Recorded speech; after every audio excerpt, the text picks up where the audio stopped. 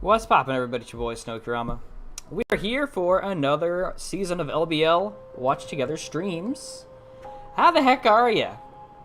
How the heck is everybody doing on this Tuesday evening, if you're where I'm at? We got Peppa. What's going on? You'll have to tell us who you are in the server, because I don't think we have anybody by that name.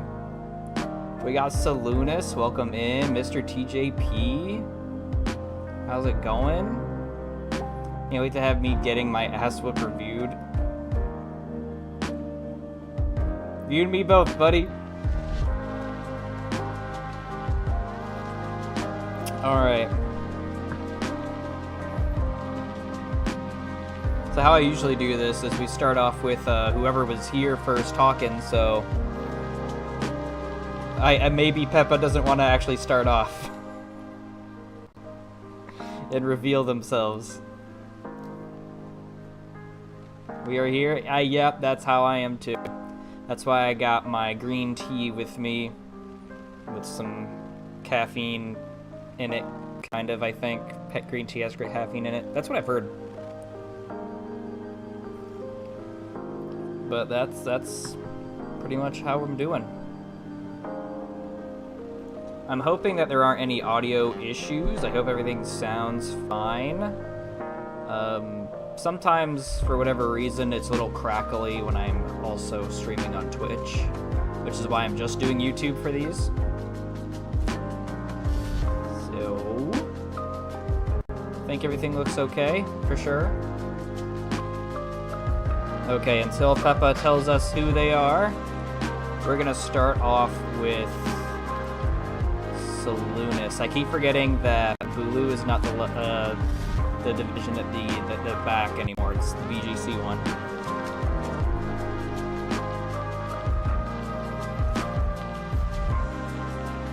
Oh, that's kind of cool. The evolutions are green. Decrease song volume. Okay.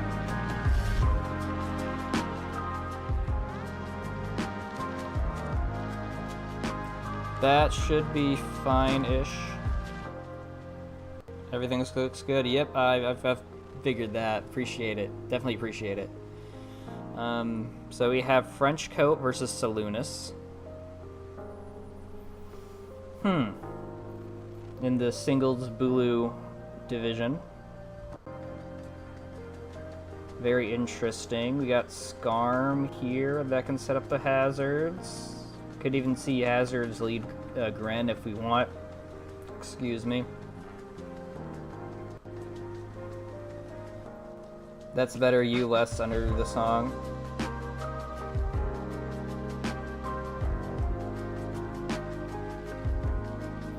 I understand what you're saying now. I understand now. I'll probably just turn it down to 20. That's a negative 20, so it should be okay. Checking Lele spoilers. Can do that. Probably S-Bounty and Jolteon the first week. Yep, that... The duo.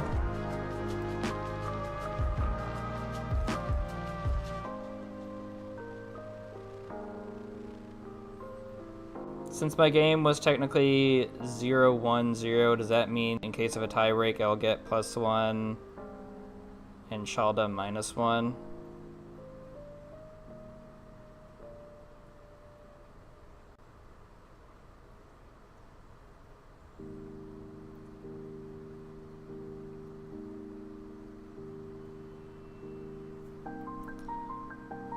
Are you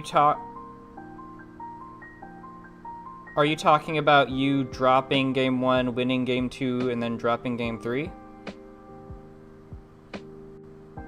Is that the question?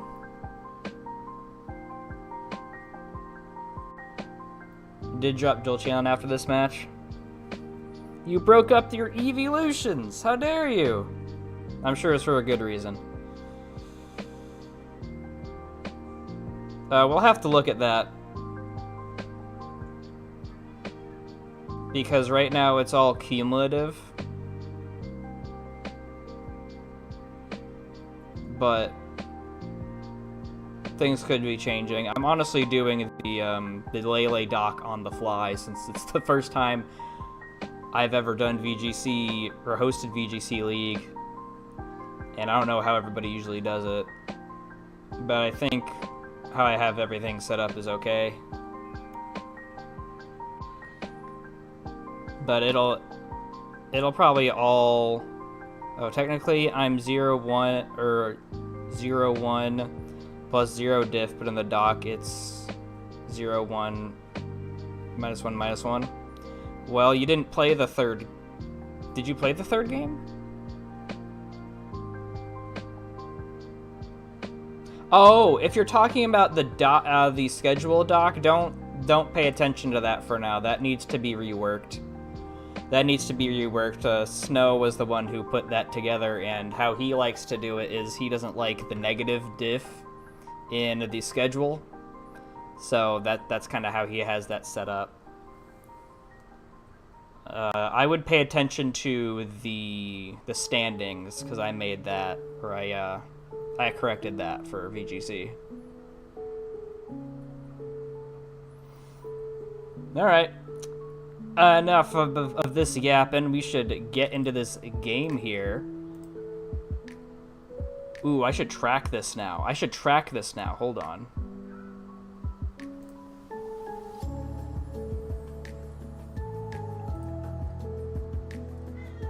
I've got a notepad up with all the VGC games in there. I can do that there. What I meant to do last season, and I kept talking about doing it, was tracking how often I get the lead correct. So now we're gonna do that here with this league. Hope when it matters it'll be taken into consideration. It's in the standings. Yeah, we'll have to look at that. We'll have to look at that as the season progresses.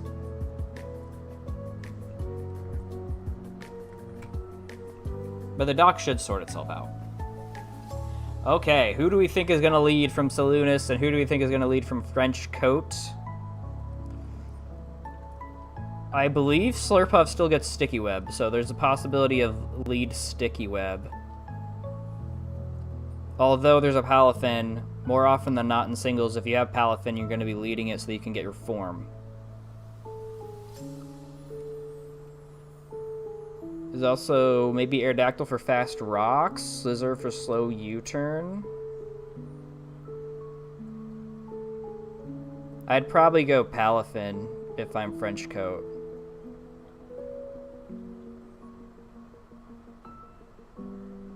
Lead Gren isn't bad. It's just not great into Aerodactyl. Flip turn for sure, Aerodactyl, Palafin. Yeah, it could be either one of them. I also could see a Skarm lead, getting up those rocks.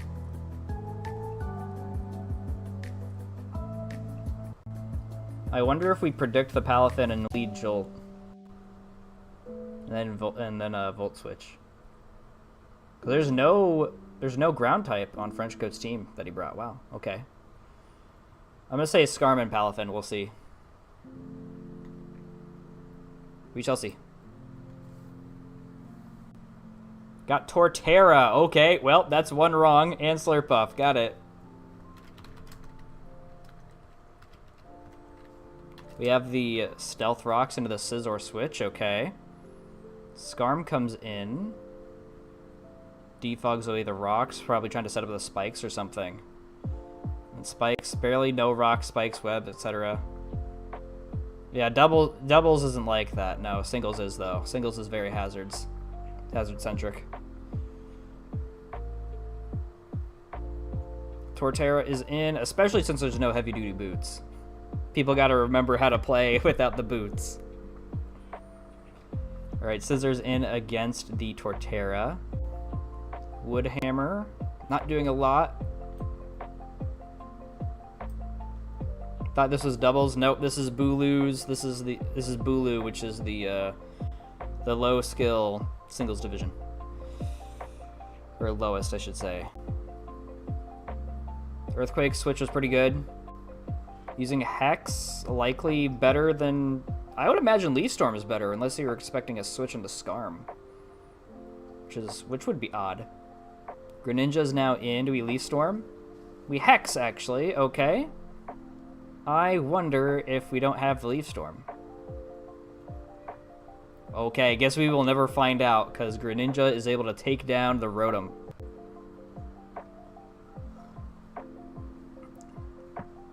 We see Aerodactyl, Mega Evolving Aerodactyl with the Water Shuriken. It's a little harder to remember who has what Mega now that we have multiple Megas in each team. And Lele, don't even get me started. You guys have so many Megas. Earthquake's able to take out Gren. I don't even think you needed the super effective damage for it, because Aerodactyl's that strong. We have Jolteon versus Slurpuff. Volt switching, doing quite a bit of damage, but we were able to heal all that back up with the Citrus. We have Espeon. I was wondering if we'd see Skarm to get an Iron Head off or something. Alright, we have Psychic. And a Draining Kiss. I wonder if the Slurpuff's going to be able to 1v1? No. Nope. Nope. No, Flamethrower wasn't going to be it. Alright, we see a Psychic taking out the Slurpuff. Makes sense. Espeon is low now, so we could just see a flip turn or a U-turn going into this thing and being able to take it out. Okay, Skarm comes in. What do we see from Scizor? Just a Roost? That makes perfect sense. Get your guy all the way back up to full. No more hazards. Whirlwinding into the Aerodactyl. Not exactly what you want to see. Okay, we have Palafin in. Can't wait for single 6v6 to be back. I wish. I would love that. Flip turning into Gengar. Don't get me wrong, VGC's fun, but where's my 6v6 at? Brave Bird doing... Is that some type of bulky Gengar? Maybe just a not very offensive Skarm is probably more like it.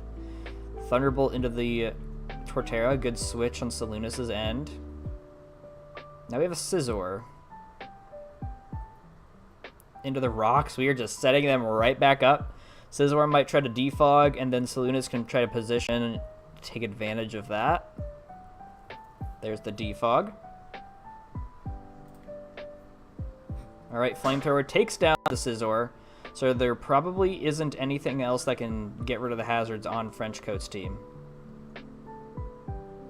Dragon Claw just takes this, takes Colt out. I mean, he is faster, so... Alright, Jolteon is in. We see a Gengar. We don't see Earthquake or anything. Very interesting. Sacks off the Gengar. I don't know if that was the play. Into Palafin. Jet Punch does not take out the Jolteon, which is expected. Thunderbolt Walk-On Berry. Okay. Gotcha. Skarm is now in. We see a Jet Punch, not doing a lot. Skarmory's bulky. Flip turning into the Aerodactyl. I had to remember its name. Brave Bird able to take it pretty well. We're going to see a Rock Slide here. Dragon Dance? I guess that worked on the Roost. Kind of risky, though. But if you're down this bad, you kind of have to take those risks. And then we have a Whirlwind here for whatever reason. Why aren't we Brave Birding? Could have probably got him. Flip turn. This matter. Yeah, Brave Bird into the Arrow. Takes him down. Now it's just Palafin versus the entire rest of the world. Jet Punch takes out the Skarm. But now we can... Oh, are you weak enough on everybody to where Jet Punch takes you out? Okay, Ice Punch does it in for Tort. Ooh. We might just see a Palafin sweep here. And yep, there's that one too. My phone is buzzing and I'm being annoyed. And that takes out the Jolteon. Wow, that was going back and forth the whole... Seemed like the whole time. Salunas was looking like he was on top for all of that until the Palafin came in and just swept the rest of the game. Damn. Well, good job to Salunas. Great work. I mean, getting -1 in week 1 is not bad. Not bad at all. You just have other weeks to get more wins. Great work to French Coat with the Palathin's sweep at the end. The next one that popped in that I saw was Mr. TJP himself. So we got to find that match. I also took some of the... There are two... There we go. We got to switch sides. So we are watching him fight against Chalda, who's been doing some crazy stuff in the replays that I saw for the apps. So we'll have to see how it's done. I haven't looked at any Lele games, so I'm very, very excited to see how they play out. I'm not going to know what's happening on the screen. I already know that for sure. Okay. I think for leads in VGC, it's still going to be... I have to get them all right. Actually, no. I also did like half rights, I think.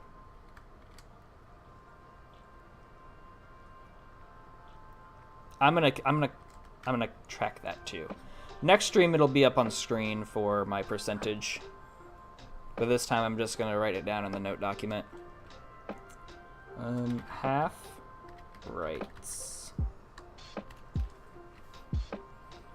Okay, so I gotta get 4 Pokemon.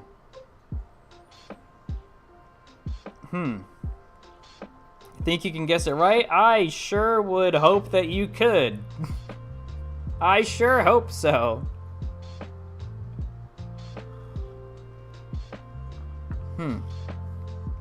So, we have Trick Room here.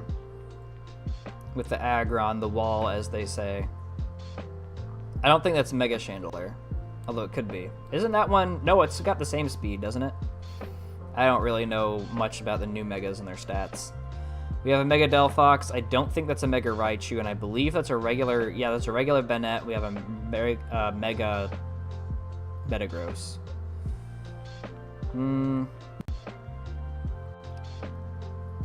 I wouldn't be surprised if we see Farige leading. Farige with Blastoise. We could see Farige with Kangaskhan as well. Both of them have Fake Out. And that will let Chalda get up the Trick Room.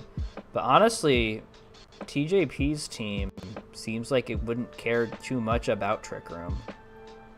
I mean, it would suck for Delphox, but I mean, Metagross doesn't care too much. Aside from that Chandelier. But we can't make... There's no IVs in this game, so...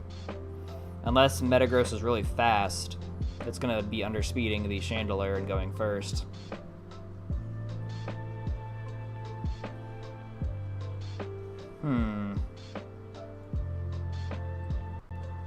For a Farige lead...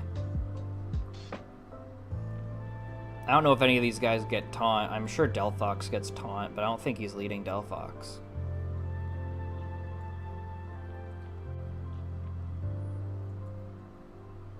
I would have to remember what moves do. I think Bayonet gets Taunt. So it might be Bayonet lead with Kang and Farigiraf. There's no Fake Out that can be done if Farige leads, so probably not leading Raichu.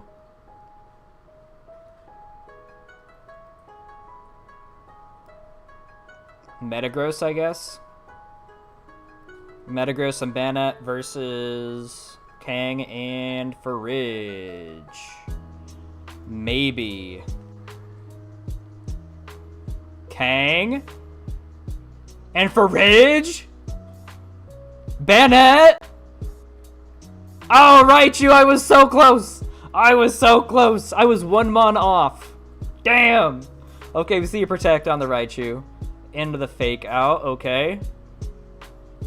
Imprison on the Trick Room, very nice. Oh, nasty plot. Oh no, we saw the Imprison coming.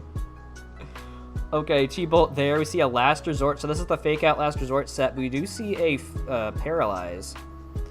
Encoring the Last Resort, okay. I don't know how that interaction goes. I think it's just able to just keep using it. We see the Kasib Berry taking that Shadow Ball. Protecting here, what does Prim do? Hyper Voices takes... Oh, so close. Taking out the Farigiraf. Shadow Ball into the Banette. A nice protect here. Paralyze the Kangaskhan. Okay. Encoring the Farigiraf into Shadow Ball. Interesting, but we do see a Hyper Voice here, almost taking out the Kang. Do we see? We don't see another Paralyze, but Primarina is able to hold on with 3. Okay, Aromatisse is in. We see a Protect here from the Banette. What else? Hyper Voice takes out Kang, yep. Alright, and now it's just Aromatisse and whatever else is in the back, it looks like. Aggron, the wall. Megas. See an Encore, Aurora, or Aroma Veil. Okay, so I guess that's new to me. Heavy Slam into the Prim. I guess that means the opponent can't be statused or something. Aromatic Mist to raise that Spadef stat. Okay. Mega Metagross. Likely to hit the Aromatisse. Okay, we see an Iron Defense actually. That might be better for the Iron Defensing Aggron.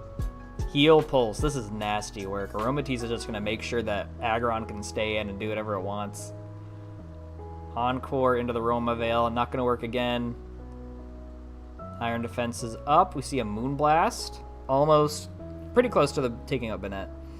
Body Pressing into the +4 wall. I don't understand what the Encore is doing here. Is it just to sack the Banette? All right, we are boosting here, and now it's just Metagross versus these two. Trick Room just to reveal Trick Room. Got to remember this is best of 3, so any information that TJP and Shalda can get from this match will be good going into the next one. That's what I'm most excited about for best of 3 in VGC. Trying that at some point. Just to get the information for the next matches. Psychic Fangs takes out the Aromatisse. See a Protect here into the Body Press. Okay. Protect. I don't see anything there. We see a Body Press taking out Metagross. And that is game 1.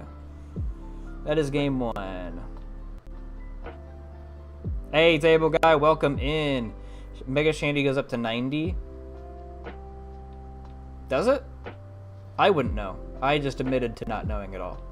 I'll have to take your word for it until I look it up, which I might not remember to do. Thought it was faster, so I wanted to Encore to fake out.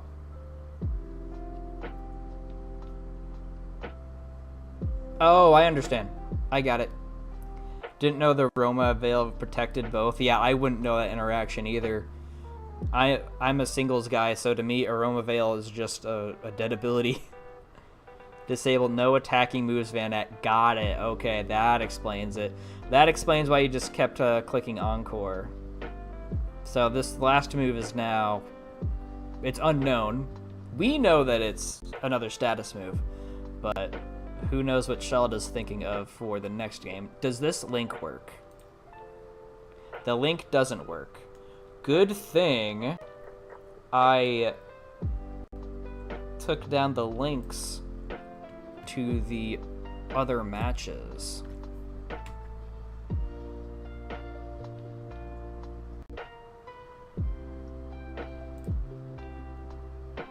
Okay, now that we know what we know, are we going to see the same leads, I wonder? I have a feeling since Shalda won the last game, they would probably keep the same leads, because if it ain't broke, don't fix it. Same, your singles guy and that ability only on Alcremie outside of Aromatisse, which we never see in singles. Yeah, never ever. Never ever. Yo, Moshi, welcome in. How are you doing? This is going to be a long stream. Yeah. Yeah. 31 matches today. 31 that we're going over. We'll see how it goes. Yeah, I think Shalda's just gonna do the same thing for Ridge and Kang. TJP. I mean, the Banette seemed to work out for a potential Trick Room on the Farige. So I think that's a good idea. Also a great idea for the Last Resort Kang.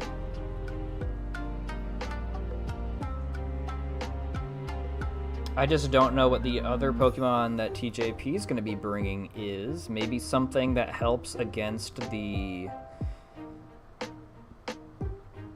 Could also lead the Raichu again and then hard switch into Metagross to take the fake out.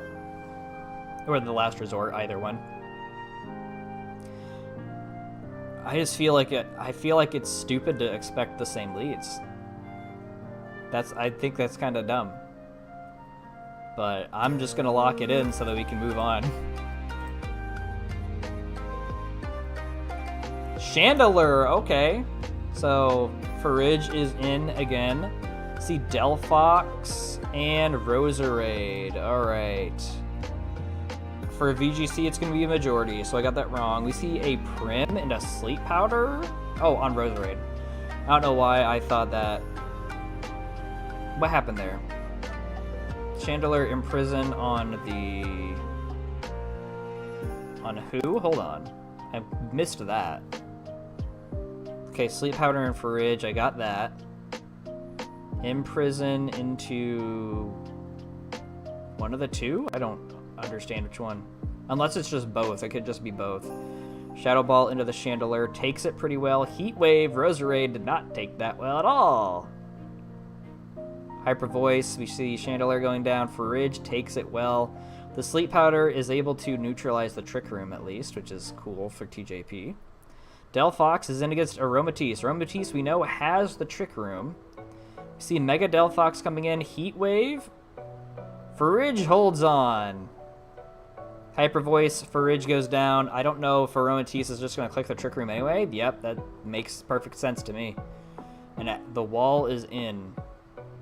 We see a Mega Aggron. We might see some Protects coming off from TJP's side.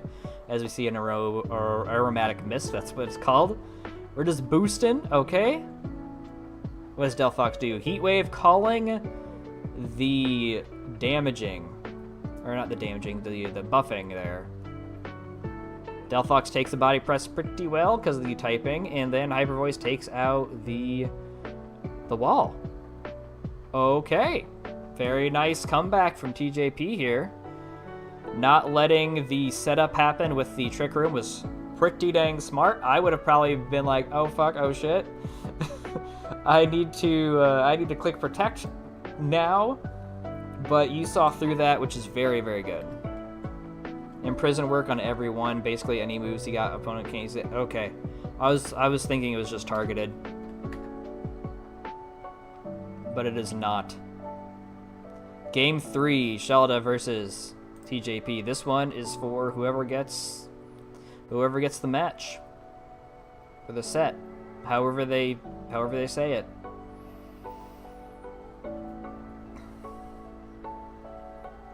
I think Farige is leading again, although we've seen that TJP can get rid of the Farige pretty handily. So I don't know if Shelda is going to want to lead that thing again. Might even go back to Kang. I think the wall and the Aromatisse are going to be in the back no matter what. Because that just seems to be the game plan. There's a chance for Water Spout, Trick Room, Blastoise, but I'm not sure.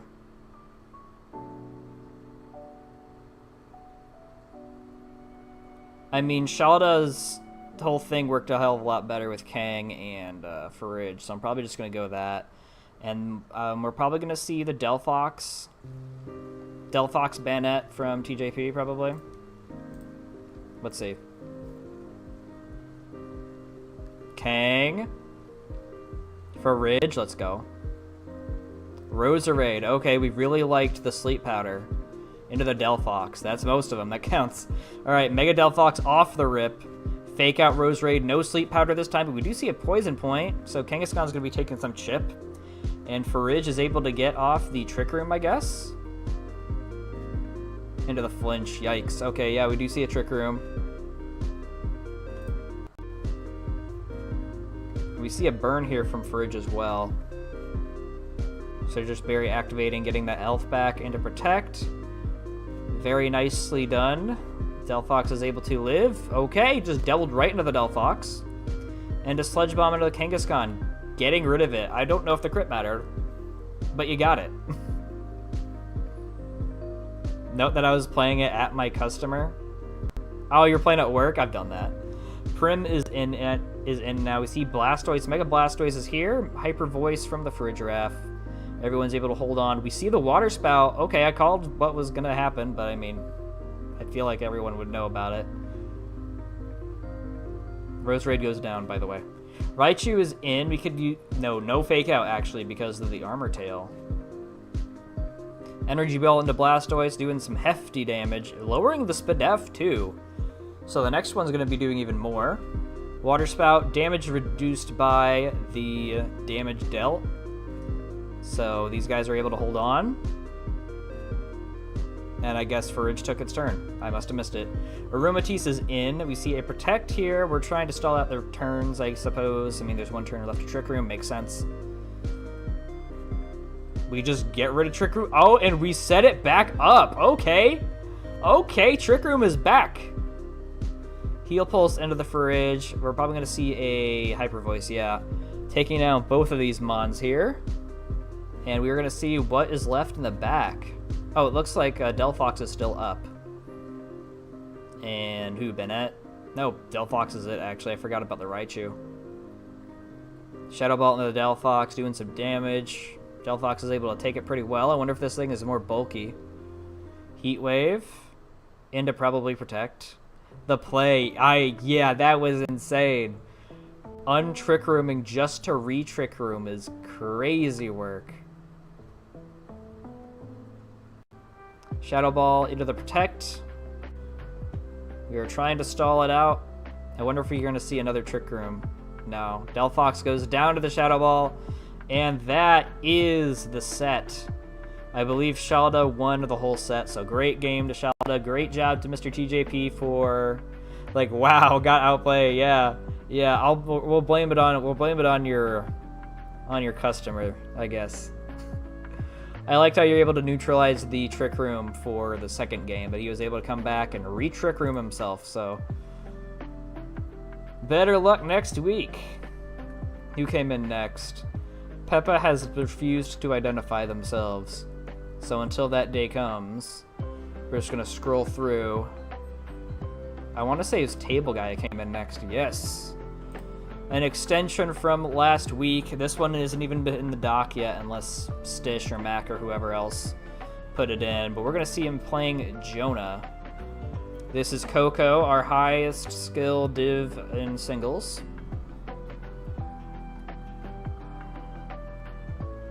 I want to say that's Raichu Y on the other end. And I think he's also got a Mega Garchomp, but that thing's not going to Mega. Table Guy might have Mega Gren. I could be mistaken. I don't think that's Mega Glim. I'm not entirely sure. So we'll see what the heck we want to... Or not want to. We're going to see who's going to be leading what. There's Rock's Chomp. There's Rocks and Spike Scarm. There's Ceaseless Edge Guy over there. They're all pretty strong leads. It's just depending on what Table Guy has on his side, which is another Chomp. I don't think Gren is leading with Spikes. I don't think that's going to happen. So probably either Chomp, maybe even Gyarados to lower stats with Intimidate. But I think it's going to be Chomp versus Hisui.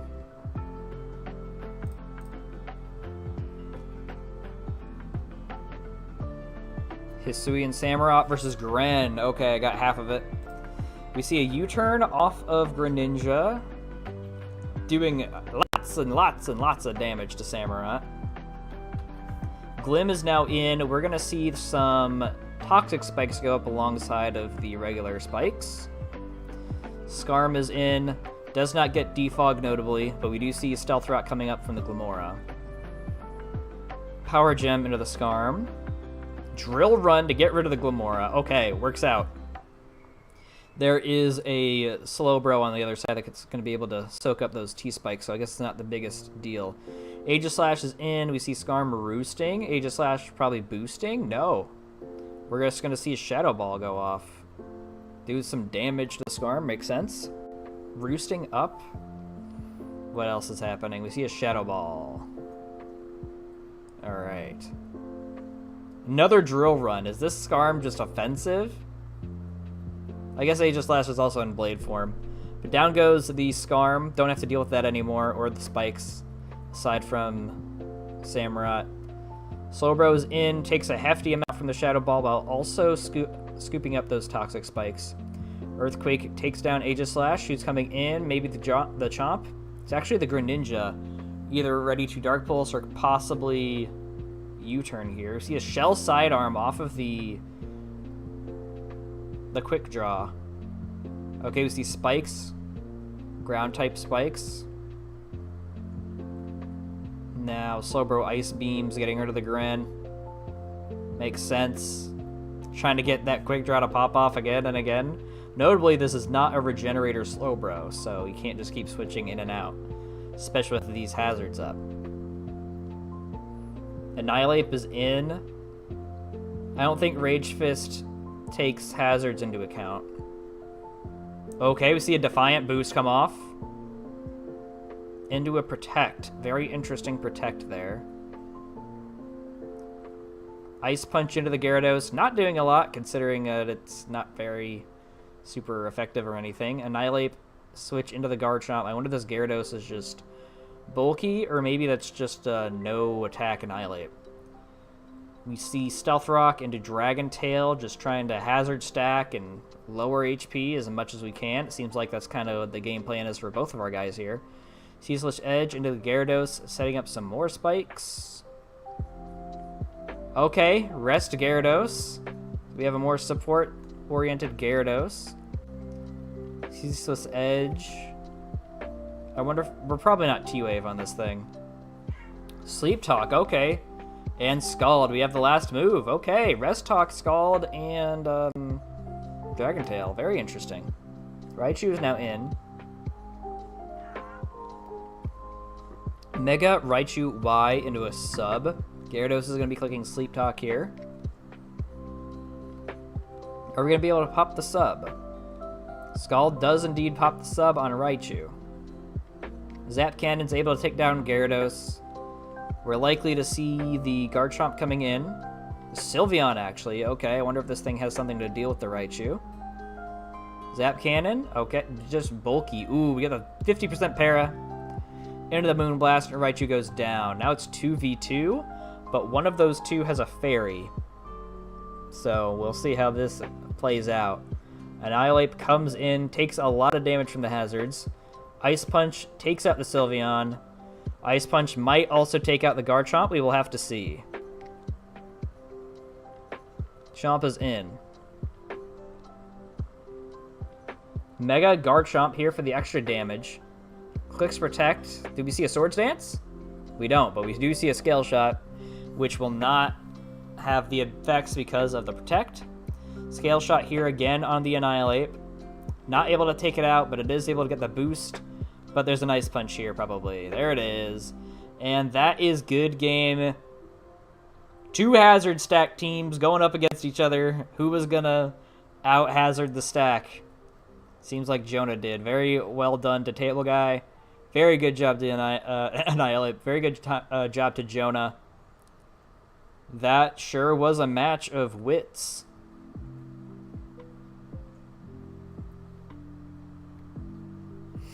I should probably write down who comes in and such. Moshi was the next one that came in, so we will go ahead and track down that game.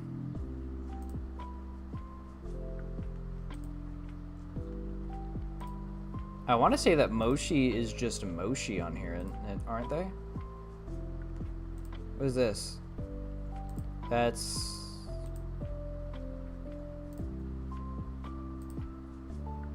Moshi, who did you play? Who did you play? Who are you?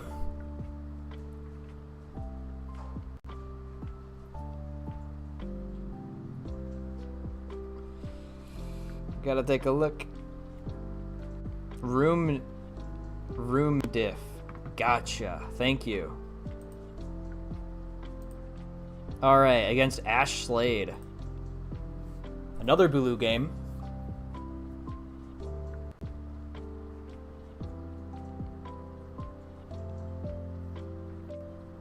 Looks like you played Ash Slade.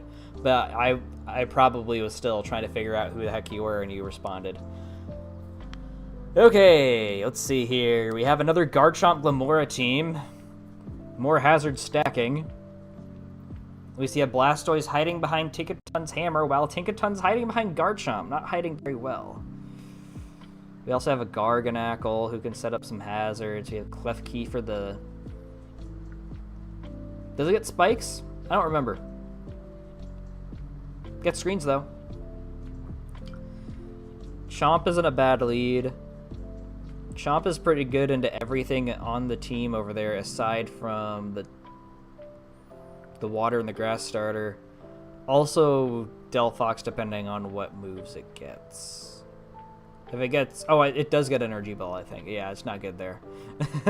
Unless you got a Rindo. You might have the Rindo, though. That's a Mega Delphox. We might have a Mega Dragonite, because you don't have Mega Swampert. I'm going to go Swampert and Glim. That's what I'm going to say. This is a tragic game. Oh, no. We see a Glim. We see a Klefki. That's half of it. Light Screen goes up. Stealth Rocks go up as well. Standard just set up at the beginning. Spikes. Okay, we're getting a lot of them. Golden Go is now in. Another spike? Are we going to make it rain here? Max hazards, except for the toxic debris. Goes down to Sash. I don't think that activates the debris. We would have saw it by now. Power Gem into Golden Go. Oh, this guy's Mega Delphox. Yeah, I figured. Make it rain into Glim. Takes it out, but Glim is now... Not Glim. Golden Go is now at -4 because of the reworking to make it rain. Chomp is in, threatening an Earthquake. Dragonite comes in, takes some from the rocks. The multi-scale is broken. So Chomp can kind of just hit it. Goes out into Superior on something. Gets off a Dragon Dance, so worked out from Moshi. Ice Spinner into Serp. Ooh, takes it well. Must be max HP. And we have more screens. Into Extreme Speed, okay. I mean, I guess that kind of makes sense. I don't think that Serp outspeeds you, though. Chomp is now in. We see a Dragon Claw. Okay, this Garchomp must be some type of Scarf. Unless max speed Chomp is just that fast. Garg is in. Takes some damage from the Dragon Claw, and we see a Recover. Makes sense. You thought Clef could get Defog? I don't think Clef got Defog probably since Generation 8. I don't think it has it in Gen 9. Salt Cured into the Tink. I think it takes more damage, but not really thanks to the debuff. We have Stealth Rock here and the Blastoise. A sub.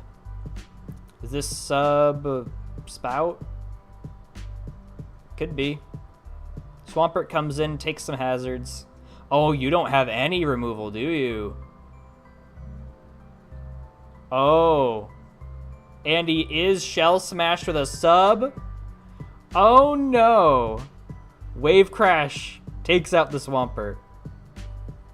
This is very unfortunate.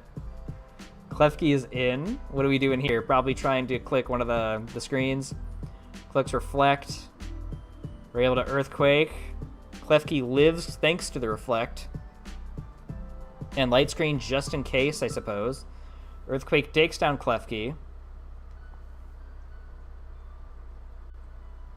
Garg is in. I don't think it's going to lick a Wave Crash. Yeah, even with the Reflect, takes out Garg. Alright, Citrus Berry boosting the HP, so Blastoise is back in the green. Weavile comes in. I don't know if a triple axle gets rid of the sub here. Oh, it does. Never mind. That's because of that -2 on the defense. Wave Crash takes out Weavile. I think it is too little too late. Those hazards really helped Blastoise just sweep here at the end. Lots of hazard stacking on the singles end. Wave Crash takes out Golden Go, and that is a 4-0 for Ash Slade. Mochi, I am so sorry for your loss there. That is crazy. That is insane. My goodness, this Blastoise really just Blastoised all over the place, huh? Yikes. Okay. Well, there's future weeks. There's future weeks you could come back. I believe in you. We haven't seen a single Finny game, I don't think. We've seen games from everybody else, so we're going to pick this one. It's Blaze versus David, because I don't think anybody new has come in. Nah. So we're just gonna jump around. Blaze versus David.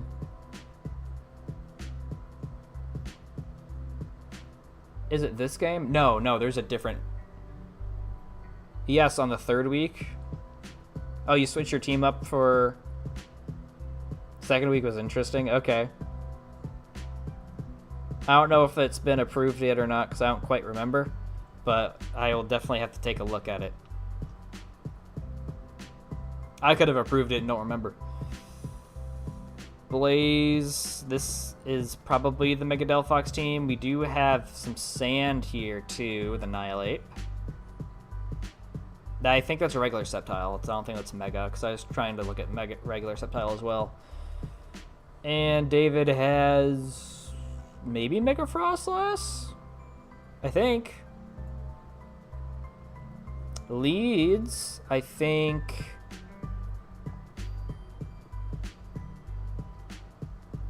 How feasible is a Mega Delphox lead here?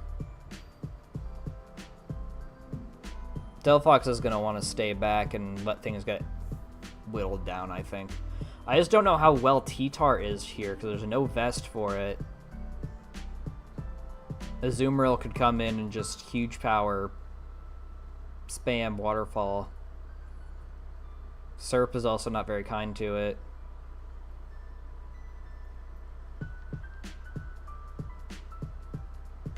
There's no Shudtail. I am at a loss. Maybe T-Tar anyway, just to get that sand and potentially get up the rocks.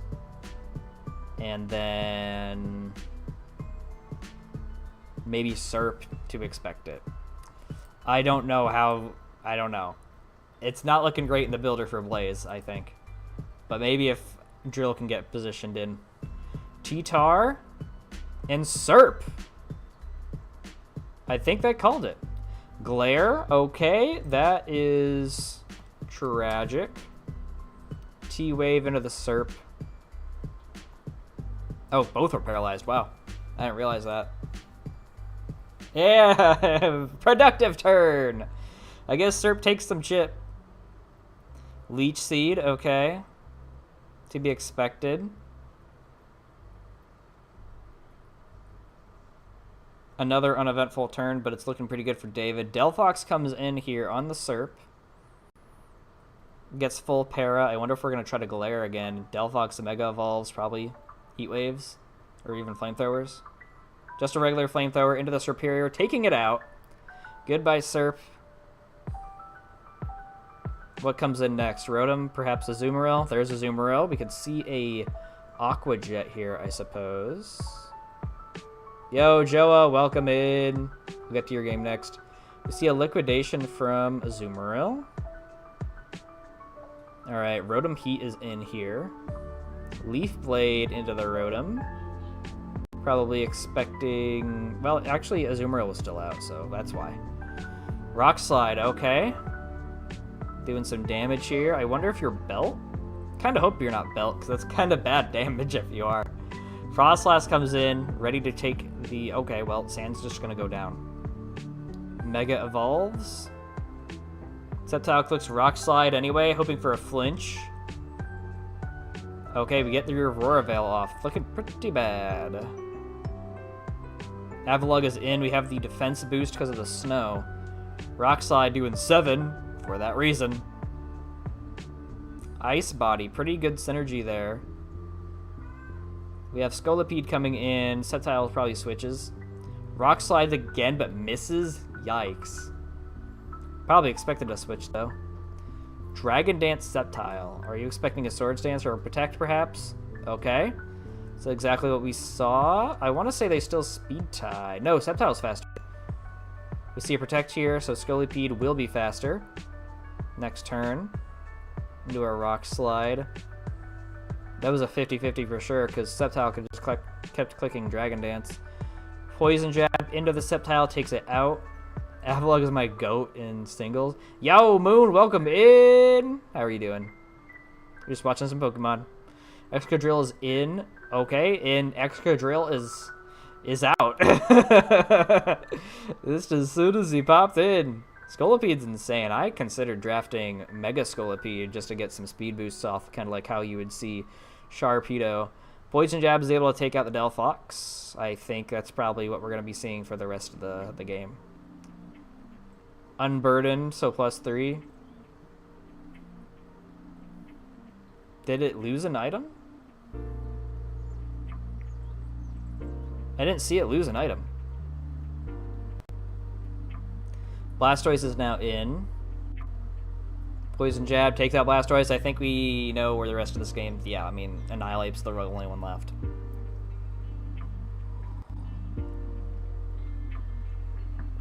It was a cool Blastoise set. I'll have to take your word for it. We didn't see it do anything. See Rage Fist from the Annihilate into the Scolipede's Protect. Very interesting. I guess Scolipede doesn't have what it takes to take out Annihilate?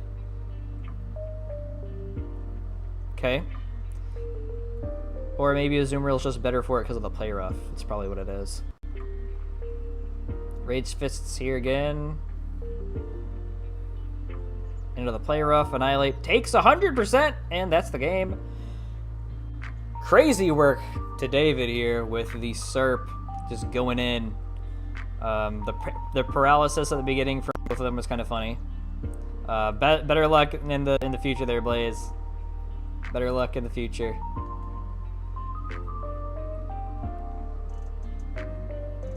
Terra Captain and never die from physical moves. Yeah, that's usually what I see from Avalugg. I usually see Hisuian Avalugg drafted for that. Tired but doing well. I'm in that same boat, Moon, but I got my caffeine, so I'm gonna be able to pull through. And Salinas drafted Scolipede, probably in the free agent, probably. +1 speed wasn't from Salicberry. Was it from Salicberry? I thought I mean, Showdown didn't say that there was a Salicberry on there. I don't even... Is Salicberry even in this game? Didn't even realize I was that far behind on the stream. Oh, is it far behind for you? And that's the problem with YouTube streaming, is there is a lag between the input of the chats. But no, I don't think the speed was from the berry. He clicked Dragon Dance. Yeah, he clicked Dragon Dance. That's why he had +1 attack too. Oh, are you talking about the Blastoise from the other game, the Shell Smash one? Probably.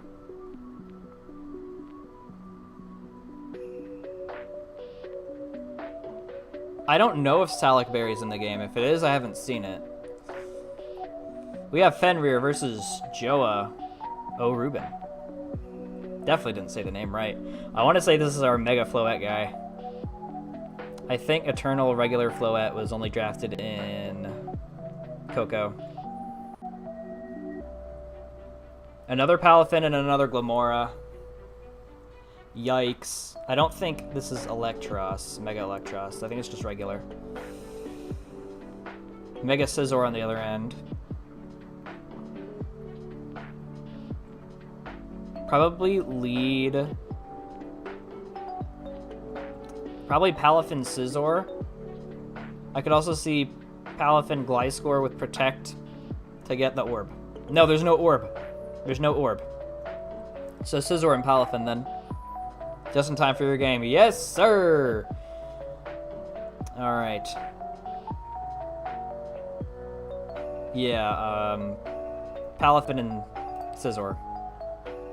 Crook, okay. Into Scizor, got half of it. Let's go. Fire Fang into Scizor, not taking it out. Very bulky guy indeed.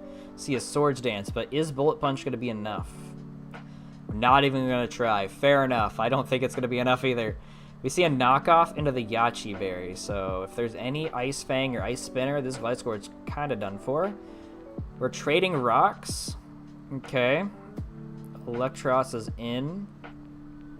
Gliscor just U-turns out into who? Arcanine. I was wondering. I was like, who's going to take the electric moves? Okay, Intimidate. We see a Will-O-Wisp here too. Electros's move pool is quite wide. We see a Muddy Water.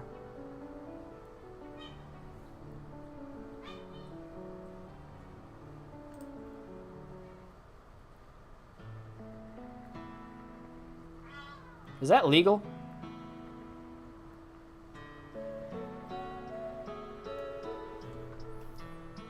I mean, that's a move that can lower accuracy. I need to check the wording. If you get by with the wording, then good for you, but I'm not sure if that's legal.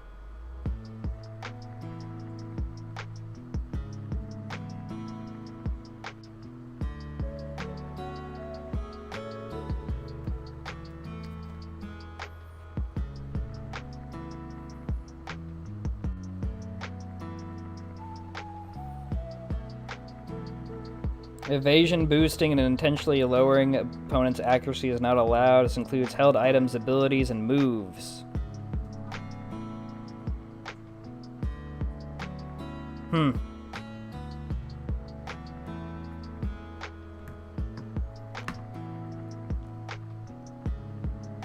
Love hearing the kitties. Yeah, they're screaming. Isn't 100%. What isn't 100%? The Muddy Water.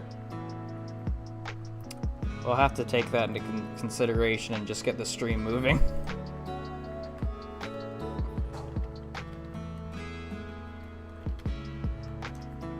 We'll have to just keep moving on. We do see a Morning Sun.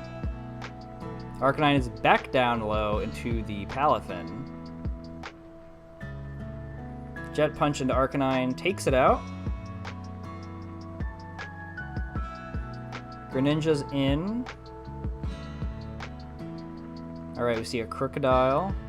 An Intimidate dropping. I don't think this thing is going to be physical, though. Dark Pulse. Okay, so this is why Crook came in. Pretty good. Wasn't even thinking about the accuracy and going for Muddy Water. I can see it. Just needed water coverage. Hydro Pump takes out Crook. Understandable.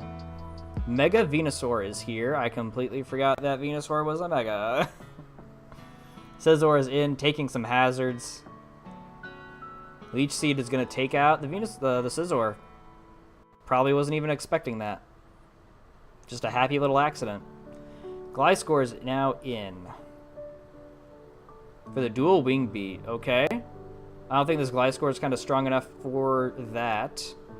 Leech Seed, okay. I was wondering if he would see like a big old Leaf Storm or something. U-turns into who? Garganacl? The rest of the team, Fenrir's team is not liking Mega Venusaur. It's got something for everybody. At least it can. At least it can. My bad. Leech Seed here in the Garg. We see a Salt Cure. As much residual as we can do.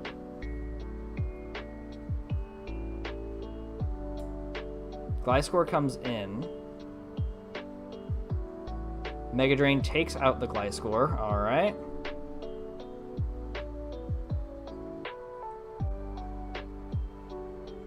Garganacl's in again.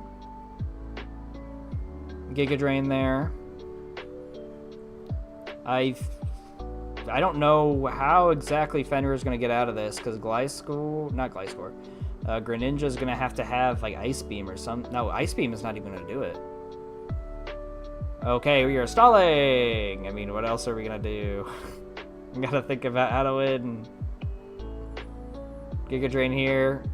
We are out-damaging this Garg, for sure. The Salt Cure nerf really hurts Garganackle here. It is doing no types of damage to the Venusaur.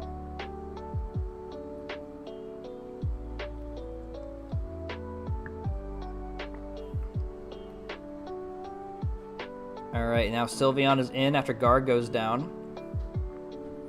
Leech Seed here.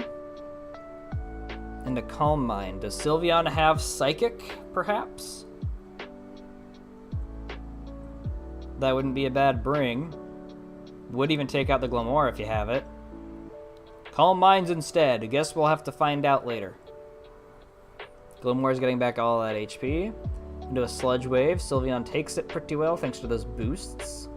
Hyper Voice is here, so we probably don't have Psychic for the 2 poison types. That would have probably been a good bring, but I'm not sure.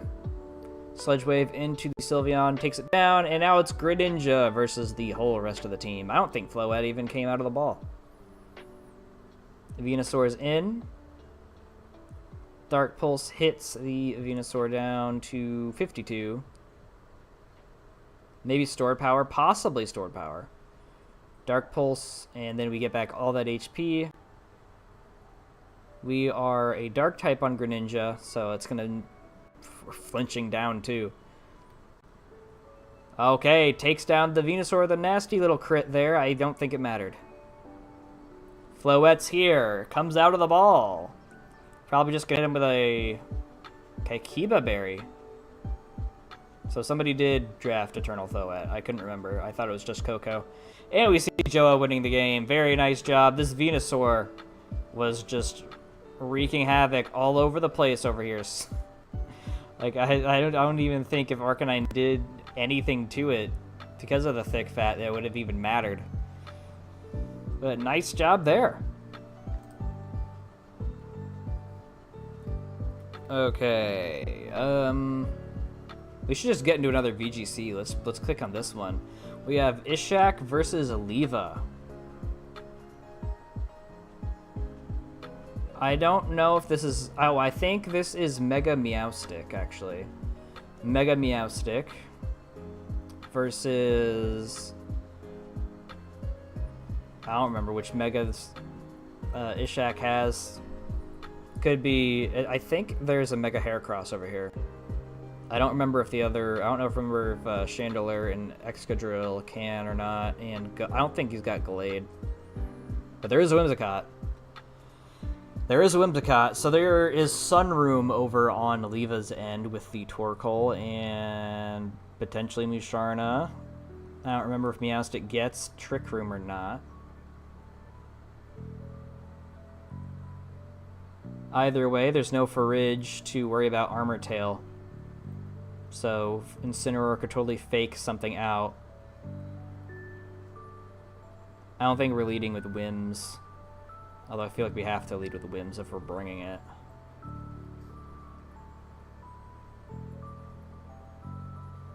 I kind of like Drill's high horsepower into the Torkoal to make Eruption not do as much, and then faking it out as well with Incineroar. And then I think we'll see Incineroar and maybe Meowstic. Let's see. Incineroar. And Gallade. Okay, I only got one of them. Versus Torkoal and Musharna. Gotcha. Forewarn is able to warn, and Torkoal returns stats with a White Herb. Kind of unfortunate to use that not on Overheat. See a Light Screen? She has Shell Smash. My goodness, this Torkoal's going in.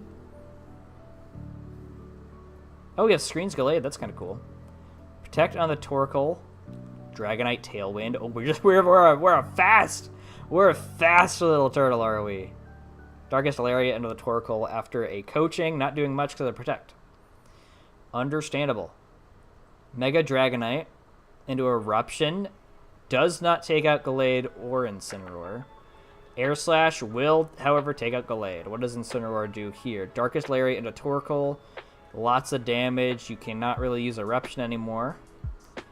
Excadrill is in. And now we're switching to Chandelure, who is likely Flash Fire. Protect here. See a Weather Ball into Chandelure. Flash Fire. And then Darkest Lariat into Dragonite, not taking it out. Even from full. Weather Ball not destroying Incineroar at all. These are very bulky Pokemon. Missing out on KOs left and right. Calm Mind on the Chandelure. Not sure if that was the best or not, considering... Never mind, Torkoal's gone. And I think Dragonite's faster. We'll just have to see how exactly things turn out. Houndstone is now in. We see Musharna coming in for the Dragonite. Mega Evolving Chandelure here. A Last Respects taking out Chandelure, which is legal in doubles, not so much singles. Darkest Lariat into the Houndstone. Excadrill comes in. Rock Slide from the Drill? Oh, because of the turn. That's right. Darkest Lariat takes out Musharna. So we are +1. Dragonite versus the whole rest of the team. Looks like it's just actually these two. Rock Slide is able to take it out for a Game 1 win for Ishik.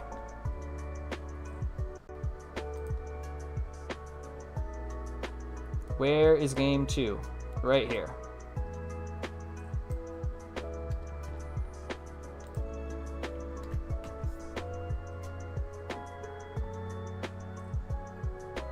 Game 2. Okay, we know there's a Mega Dragonite on Leva's end. I still do think that a Meowstic is a Mega, because I don't think anybody drafted a regular. Chandelure is Mega, at least on this side. We have Screens, Gallade.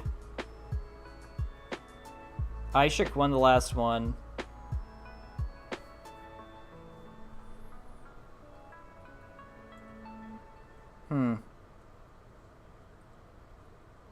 I like Incineroar still for the fake out. It's a very cool Torkoal, but I don't know if it's going to work this time. It will if Chandelure stays in the back and takes the hits with the Flash Fire. We haven't seen what Ariados can do yet, but there's 2 fire types, so I don't know if Leva's ever going to be ringing it.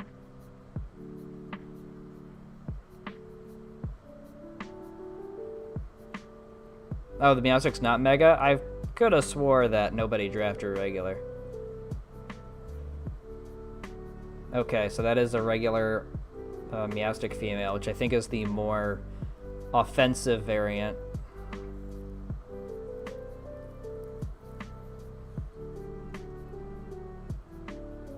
I don't think that the same lead's going to work for Leva here.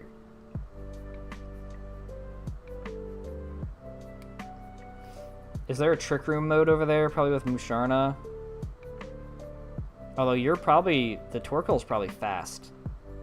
I'm just going to run it back with Torkoal, D-Knight, and whatever he led over here, which is these two, I think. So we have more games to go through. It's the male one. But the female one is the white one. The male one is the blue one. So we see different leads here. Meowstic is... Oh, Trace is the prankster. I was like, I don't think Meowstic gets prankster. Alright, we see the light screen coming off from Whimsicott. A fake out for the Heracross. Shell Smash. That'll do it. That'll do it. Torkoal still gets the Shell Smash. And the White Herb is activated this time in the benefit of the Torkoal. Protecting here. Tailwind, okay, so everything's kind of faster. Oh, wow. Psych up Meowstic. Oh.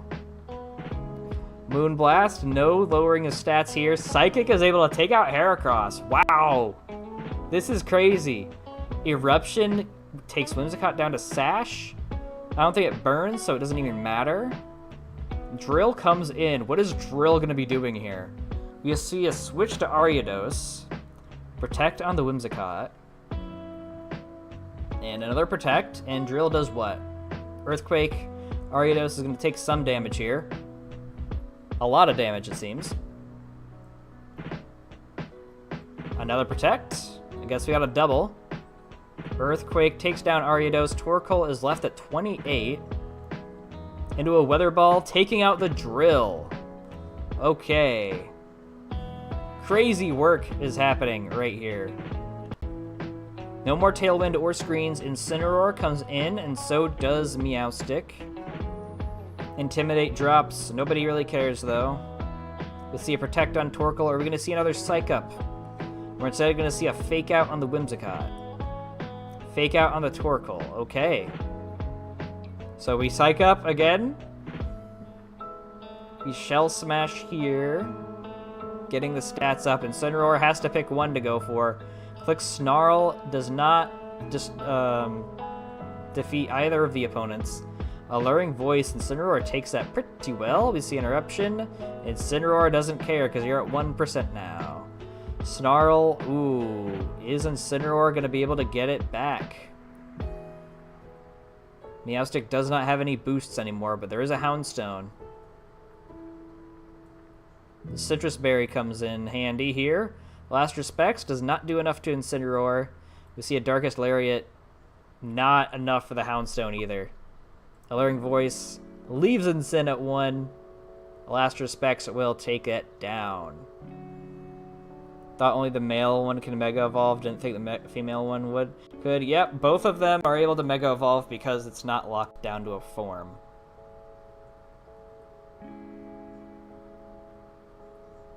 I don't know if any other leagues have any rules against which one can Mega or not, but we don't have that regulated here. Very nice game 2 victory for Leva. It is now on to game 3. And I don't know if we're going to see anything other crazy plays from either one of these two. I mean, we could. We don't know if there's been something insane going on in their brains that's going to make them pull out some extra things. I think we've seen everything from Leva's team. We've seen both teams. Heracross just didn't do anything yet because it was taken down by a Psychic pretty early. Ishik has to figure out a way through the boosts. I think the Incineroar in the back was a great idea for the Meowstic.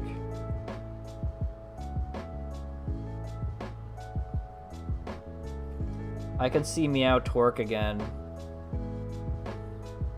I think Whimsicott's going to be leading for the 3rd time, for sure. We might even see Torque Dragonite for the Tailwind matchup.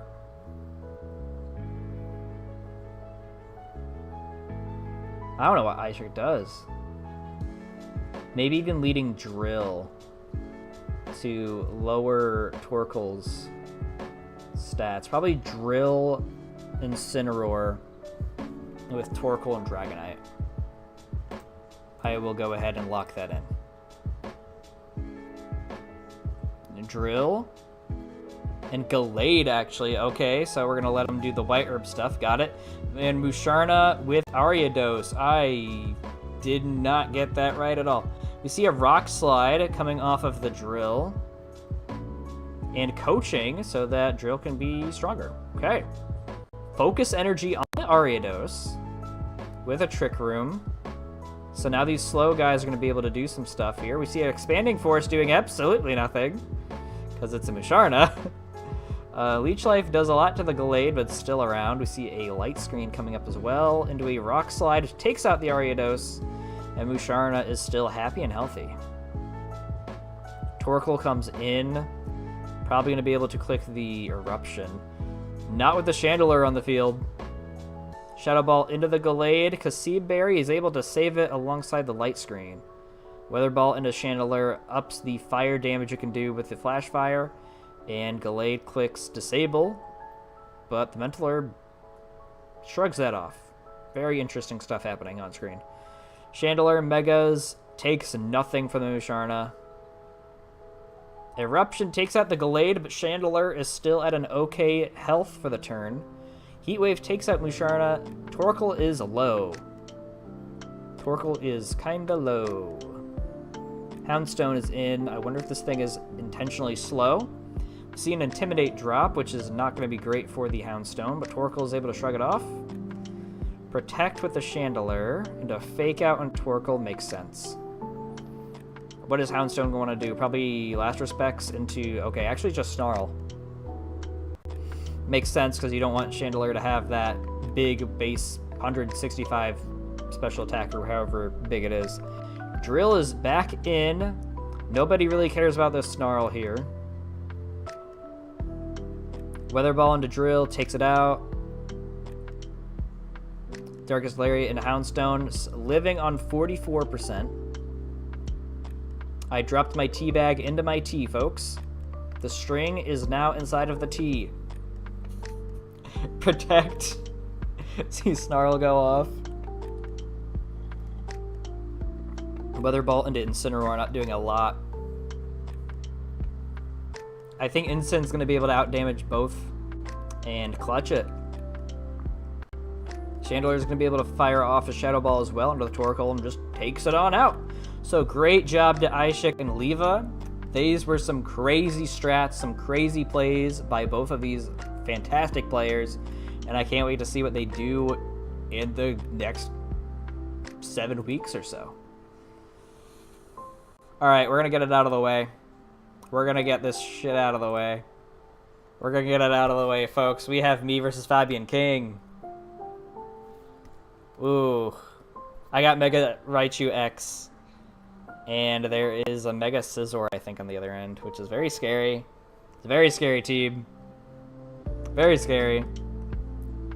If I remember correctly, I led off with the Swampert. No, no, we led our fire types.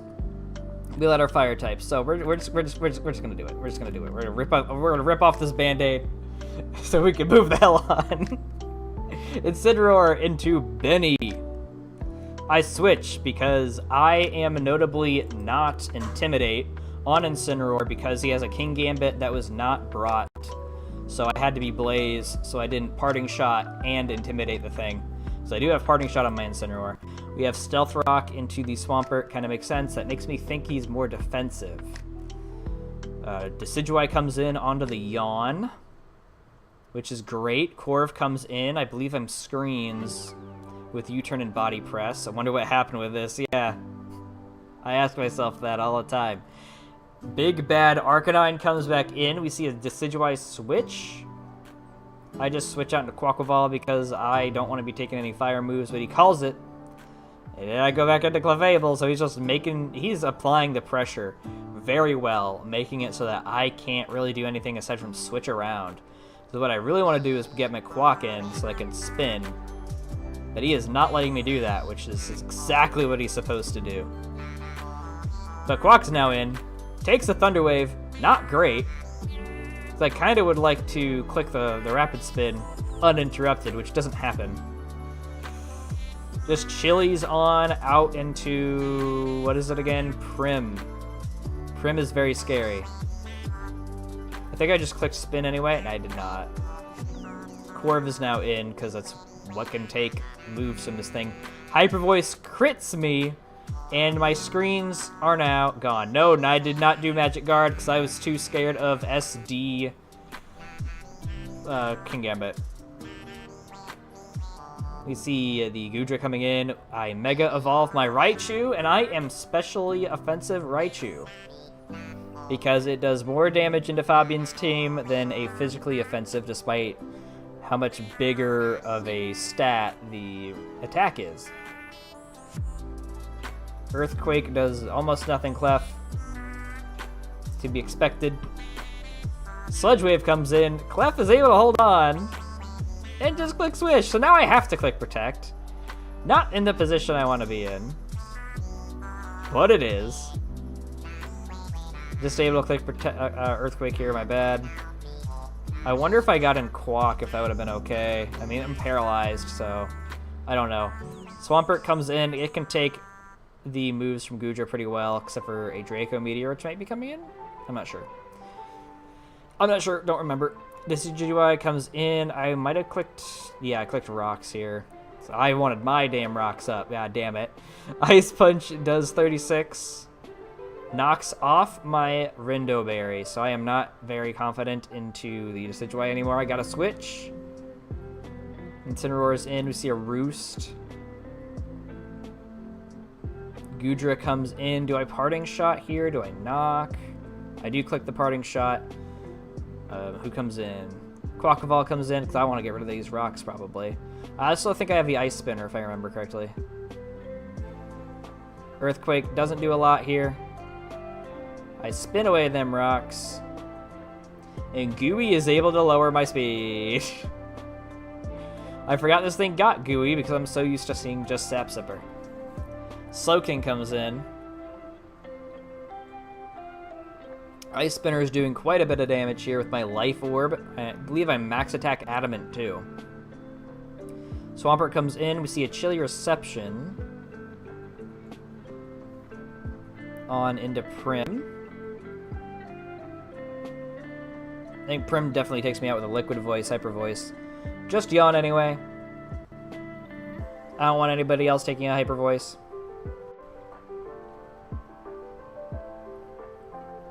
On paper, Swampert did so much into this team. The problem was the everything about what Fabian brought. Where's it gonna go normal? Because I don't want to look at this anymore. U-turn kills the Swampert. We see Benny coming in, and I think we're about to just see the end game here. Raichu comes in, and this is where I figure out that Benny is Scarfed, actually. I thought that he was a more defensive set because of the rocks, but no, Scarf just takes me out. Aqua Step doing quite a bit into Alma here. We see an Ice Spinner taking out the Slowking, so I get a kill. Primarina is in. I don't know if Quackleval is going to be able to do anything. I didn't think I would be slower, but I am. Clefable comes in. Moonblast Clefable here, and then Incin is going to probably go down to the same thing. Parting Shot, just because that's what I got to do. Psychic Noise, Incineroar goes down to 5. Parting Shots here. Energy Ball, and hopefully this never happens again. Great game to Fabian King. He did exactly what he's supposed to do at all times in this game. I was on the back foot for a lot of it. Great job to him. That only means that I need to do a comeback. It's been a while since we visited Coco. Did anybody else pop in? I think Moon popped in, but Moon's not playing. Krim versus Lies of J, aka Mr. Live Battles over here. This man's gotten pinged for so many different live battles that he wasn't even a part of. That troll. It's all good. Yeah, Scarab Gambit. Yeah, I have 2 Intimidate Pokemon, Overquill and Incineroar, and Defiant King Gambit was kind of putting me in a little bit of a pickle for that, so he didn't even bring it. So if we ever play it in playoffs, if I ever drag myself out of the hole that I dug myself in, then we will have to see if that plays out again. We have some hazard stacking with the Glim. There's also a Golden Go with a Glim, which is a pretty nasty work to draft the both of them at the same time. And Krim has an Umbreon, which is nasty. I don't think it gets toxic, which is honestly a blessing. I think we will see... Oh, we have a Medicham. It's probably Mega, isn't it? Mega Medicham's crazy. We could also see a lead Mamo with Sash Rocks and Ice moves. Krim's team doesn't really like Ice outside of Prim. I'm going to go Glim and Gliscor. Although Coco might just be on another level. Okay, we have Gliscor. And Glamora. How does he do it, folks? How the hell does he do it? We see some Stealth Rocks. Into an earthquake, and we see a Sash with the toxic debris. A tale as old as time. Dragonite comes in. Gliscor wants to click the Stealth Rock again. Or just the first time, because he clicked Earthquake that first time. Ice Beam from the Dragonite. Gotta remember that Dragonite Mega is more of a special attacker. Primarina is in, gets poisoned. Golden Go is a switch in here to the Hydro Pump. Okay. Going big damage. Golden Go is golden low now. Make it rain into the Primarina. Also hitting it low to 21, but is likely going down, yep, to the next Hydro Pump. Hits 2 in a row. Pretty crazy. Pretty crazy. Must be nice. Must be nice to hit your inaccurate moves. Alright, Grimmsnarl is in. What does this thing want to do? Probably click some screens? Prim is going for a Moonblast here. Grimm is able to take it pretty well with a Citrus Berry, so we do not see a Light Clay to extend these screens from Grimm. Umbreon comes in. It is poisoned. Does Synchronize work? It does not, so you must not be synchronized. What's the other ability? Inner Focus. Unless that's just not how it works. Spirit Break takes down the special attack after a Toxic. Okay, so Umbreon does get Toxic. Okay. Good to know, I suppose. Spirit Break not going to do anything into the Protect, so this is a Stolly Umbreon with Leftovers and Toxic and probably Foul Play. And a Wish. Umbreon is able to go, is taken down by the Spirit Break, rather. No longer needing to deal with that. I also don't remember exactly how Wish works. So I don't think that the Medicham gets the Wish. We do see a Mega Evolution here into the Parting Shot from Grimm. Got it back from Gen 9. Glamora goes down to the rocks as a safe switch into who? Maybe Dragonite. Milotic instead, okay. Switching into the Serp. Do we have an Ice Beam from Milotic? A Scald instead. Serperior is able to take that pretty well because of resistances and whatnot. Grimmsnarl is now in. Leaf Storm from Grimm. Serperior is able to take it out. It's also +2 on the special attack now. Not the Grimmsnarl, the Dragonite or the Mamoswine probably going to be able to deal with this. Ice Shard, Yachi Berry Ice Shard. Serperior lives to tell another tale, but it's a bad tale because the Leaf Storm misses. Mamoswine's just going to be able to hit again with an Ice Shard, take this thing out. We're probably going to see Medicham come in. There it is. Hello, Medicham. Dragonite comes in. And Zen Headbutt almost takes it down. Almost takes it down. You see Draco taking down the Medicham, and now it is Dragapult versus these three. We will have to see how that goes. Okay, Lumberry from the poisoning. It's pretty decent. Dragon Dance and Ice Beam. Pult takes it well. Yeah, it misses it pretty crazy. Dragon Darts takes down the Dragonite, but we are probably going to see a... Okay, Milotic comes in. Interesting. I was expecting Mamo to come in and click the Ice Shard. But it doesn't matter, because Milotic is able to take down the Dragapult. So, you know, Lies of J won anyway. Very nicely done to both of these guys. This thing's a menace, so good for Jay for being able to take it out as soon as he did. The Leaf Storm miss was atrocious, as Salunas and I were just talking about. Special Mega Dragonite. I shouldn't be as surprised as I am, but I rarely see this thing. Even on VGC Ladder, I've barely seen Dragonite. So, kind of surprised to me. Great game. Great game, guys.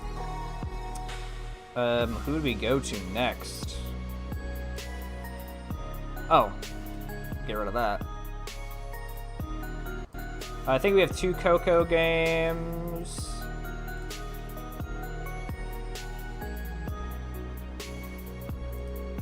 How many other of these games do we have? We have equal amount of Bulu, I think, and the VGC. So we'll probably just go Bulu right now. We're going to look at our Remedy and Hiri here. I think Hiri here is Crazy Canuck. I don't remember which Raichu this is. Nice shiny team on one end. This isn't Mega Dragonite, is it?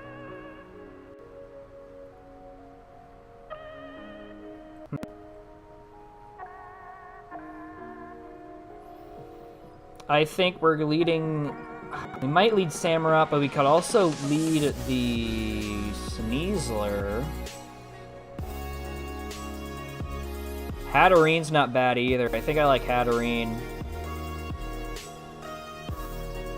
And Canuck.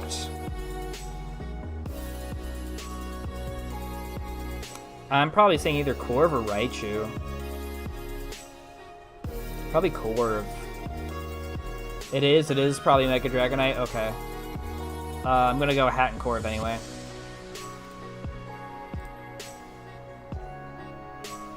Raichu's Y. Oh, yeah, I figured. I think I'm the only person that drafted X.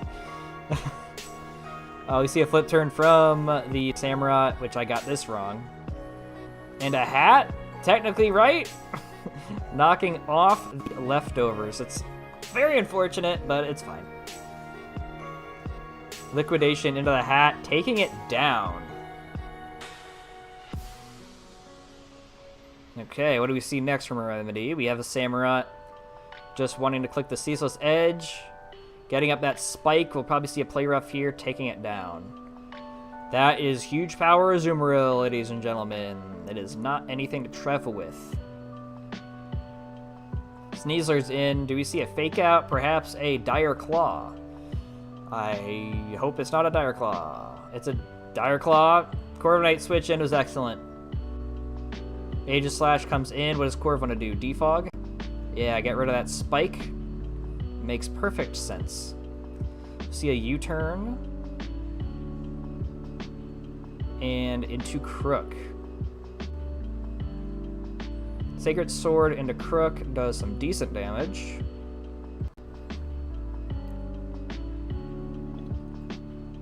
Dragonite's in. What does Crook do? Earthquake. Okay, we're seeing some good switches here on our Remedy's side as well. Salazzle's in.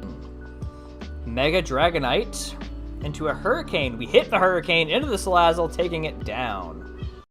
Okay, we're still in this. Azumarill comes in. Hurricane, not so lucky this time. Azumarill's able to get off a Play Rough. Dragonite lives because of the multiscale.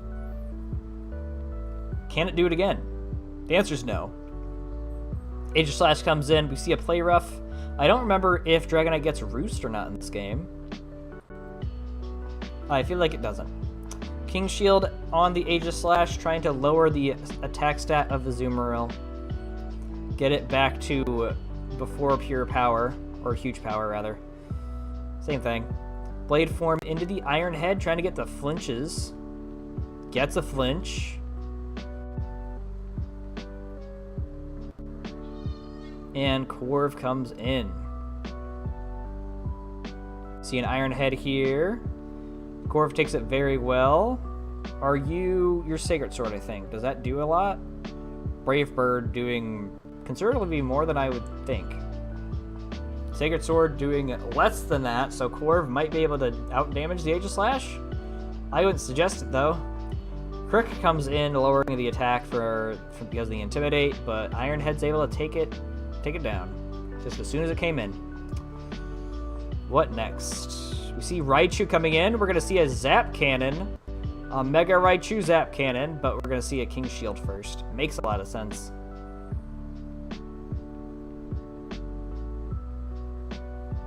Now what? See an Encore into the King Shield. Okay, that's something to watch out for. So Raichu's just going to be able to Zap Cannon anything that wants to come in. Well, not yet. Nasty Plots on the King Shield turn. Canuck is going insane. Gets the second King Shield in a row. Calls it and goes... Well, it's Encore, so he's able to just boost. Zap Cannon destroys Aegislash. We're probably going to see it destroy the rest of the team. Saralege comes in. Do we see... We don't. Oh, we see a Sash. So is it Bitter Blade? Oh! Bitter Blade into the Raichu, almost taking it out. We might see a Shadow Sneak from Saralege here. There it is. Raichu is neutralized, but Saralege is pretty low and statused. Shadow Sneak breaking through the Paralyzed, doing a lot of damage back to the Azumarill before getting taken down by a Liquidation. I think we might see a Sneasler come in with a Dire Claw. The Corv is still alive and well. Close combat into the Azumarill on the off chance that the Corviknight came in. Although if Gourgeist came in, that would have been equally as bad. White Herb, Unburdened, boosted Sneasler now. We are the fastest thing in the world. Here with Sniper and Bulu. Oh, is he taking everything from you guys? Crazy. Corviknight goes down to the close combat. Gourgeist versus these two behemoths. We see an Acrobatics boosted because of no item. And a Power Whip almost taking the Sneasler down. And Acrobatics. Ooh! Gourgeist holds on. Gourgeist holds on. We see a Power Whip. Are we going to try to rip a Hurricane? Rip a Hurricane. You won't do it. Nah, he doesn't do it. He goes for Heat Wave instead. The coward! You should have ripped a Hurricane, you coward. Very nice game, you two. This was a very big back and forth. The Raichu Nasty Plot Encore strat was kind of crazy with the King Shield. Pretty nuts. Saralege was able to handle it, though. So very nicely done to these two. We're going to go over here to Stish versus Space Warping. This was another game, just like Table Guys, that was extended, but they played today, so I'm including it. We see a Rain team on Space Warp side. Stish has some shenanigans over here with Oranguru. It has something. It's not coaching. It's Instruct. He's got Instruct on the Oranguru, and he can do the Rage Power to Sinistra stuff. Sableye is Mega, but it's an annoying regular Sableye, which is much better in my opinion. We might see a lead of Pelipper and Argalodon just to get that out of the way. Although there's also the option of Garchomp being able to just click the... What's it called that it gets? High Horsepower, Stomping Tantrum, one of the two. Because he doesn't need to click Earthquake, because that's spread damage, and Argalodon's probably going to live that. There's an option for a different weather setup with Overheat Rotom into the Argalodon as well. I'm not sure. VGC Willow on Milotic. Ooh, that's a good shout. That's actually a good shout.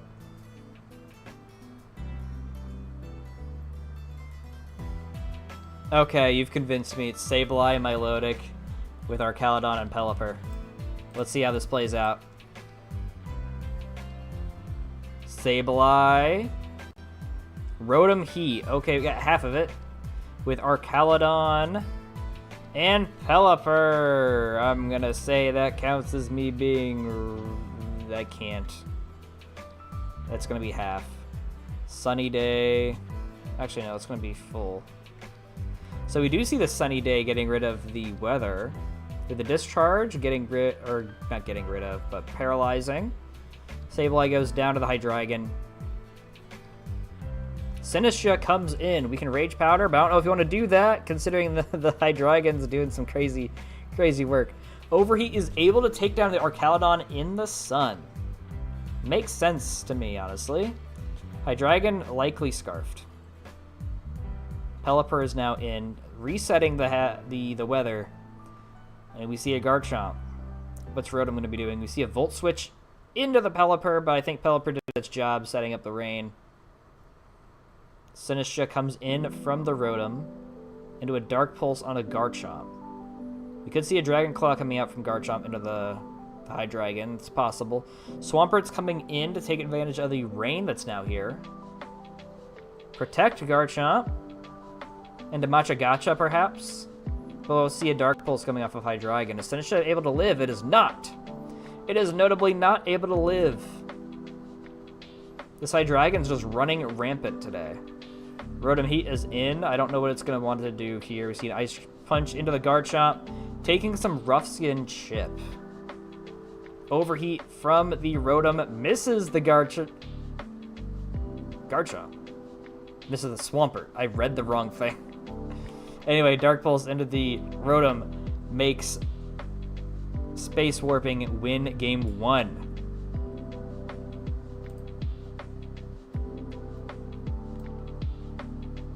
And now we move on to game number 2. Rain is pretty strong in VGC and singles. So it's a pretty uphill, it's a dang hard uphill battle for Stish, I would say. I don't think Space Warping has any reason to switch up the lead, so it's probably going to be Archaludon and Pelipper again. There's a chance that Hydreigon comes in instead to lead because its Dark Pulse was just able to snipe down Stish's team. And kind of looking at what Stish brought, I don't think there's much of a defense for it aside from Garchomp being left alone and being able to Dragon Claw it.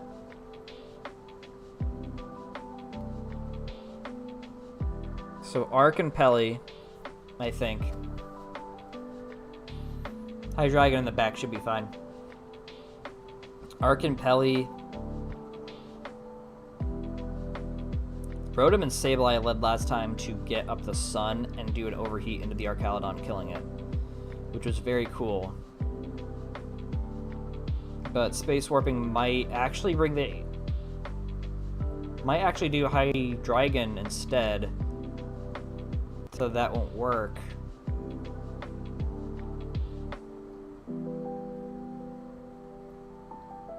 I don't really know what else Stish does, though. So I'm just going to call the same leads. Maybe there's a Trick Room mode that we're not seeing. Oranguru, okay. And Milotic. Versus Salazzle and Hydreigon. Only got Hydreigon kind of right. Although, except for not really, technically. God damn! Critical hit into the Oranguru takes it down. Yikes. Milotic flinches as well from a fake out from Salazzle. Sableye is now in, ready to set up Weather, possibly? No, just encores the fake out from Salazzle. Very nice disruption there. Dark Pulse does some chip into Milotic. Probably hits it back with an Ice Beam. Icy Wind instead. So now that Scarf Hydreigon is slowed by a little bit. Probably just going to keep pushing the Icy Wind. Pelipper comes in to set up the Weather. Quash. Okay. What does that do again? Dark Pulse on the Milotic. I think it makes it not able to use items. But Prankster doesn't work on dark types. So that was a moot. Hydreigon clicks Protect. We see a sunny day, so no more... Oh, Life Dew. Very good. No more rain, as I was going to say. Weather Ball into Sableye. Takes it down no matter what type it is. Nasty crit. Not sure it mattered, though, because it's base 100. Sinistcha comes in. Hospitality heals up the Milotic. Stish is already back to his last two. Kind of on the back foot. We see a Protect from the Sinistcha. We see a Icy Wind taking some speed away from Space Warp side. Weather Ball into Sinistcha, protected. So, you know, doing nothing. Taunt on the Sinistcha. No Rage Powder today. Or even Protect. Space Warp was done with it. See Icy Wind, lowering some speed. Kind of seems like it's not working too well for the on the Salazzle. Pelipper's slow Weather Balls are working out quite well for it. Surf takes Salazzle down a little bit. Pelipper doesn't really care. Sludge Bomb into Milotic. Gets poisoned. If you're Marvel Scale, that's good. Matcha Gacha takes down the Pelipper. So Rain is forever gone. And Salazzle is still around. Are we going to see some or sun boosted flamethrowers, perhaps. There is the Dark Pulsar. Takes down Sinistcha in one go. Critical hit, but I don't think that mattered one bit. Oh, Hydreigon's Life Orb this whole time, huh? I guess I didn't notice. Sludge Bomb into Milotic takes it well because of the Marvel scale, I think. Probably not, though. I think Salazzle's just support, so not very strong. Swampert comes in because I think Marvel scale is just defense boost. Protect on the Hydreigon. We see Surf. Swampert's going to take a chunk from that, just a little chunk. Nothing crazy. Mega evolves into Mega Swampert. Icy Wind for the last move on the Milotic, probably. And Swampert is likely going to be able to take it out with an Earthquake. There it is. Nice job to Stish on the first VGC run of his Draft League career, I believe. And Space Warping, very excellent job. That was some good strat with the Sableye Sunny Day into Rotom's Overheat for the arc, but it wasn't enough, I guess, for the rest of the set. But it does indeed happen.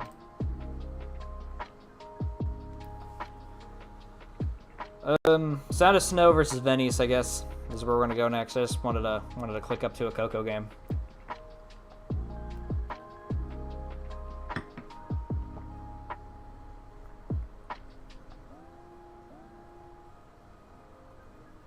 This is a Mega Delphox.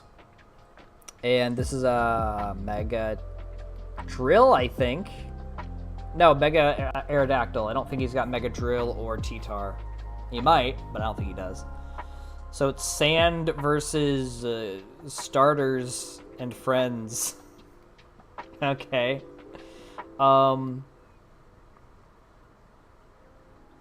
Maybe lead Swampert so we could get out some rocks and flip turn out. I think it gets flip turn. This should be interesting. It's looking interesting. I don't know if I want to say T-Tar if I think Swampert's leading, right? Maybe Heracross. Heracross might be Mega. Could just be regular too. Regular as a Scarfer seems solid. T-Tar, Swampert.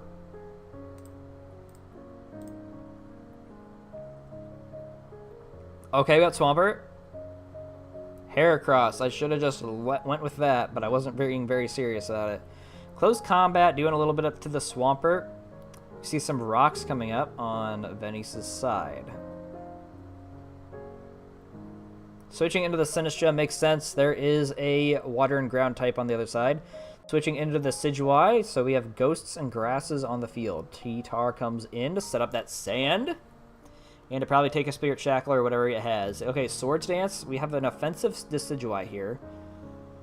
Or at least a attack boosting. Low kick into the Choppleberry. T-Tar lives on one.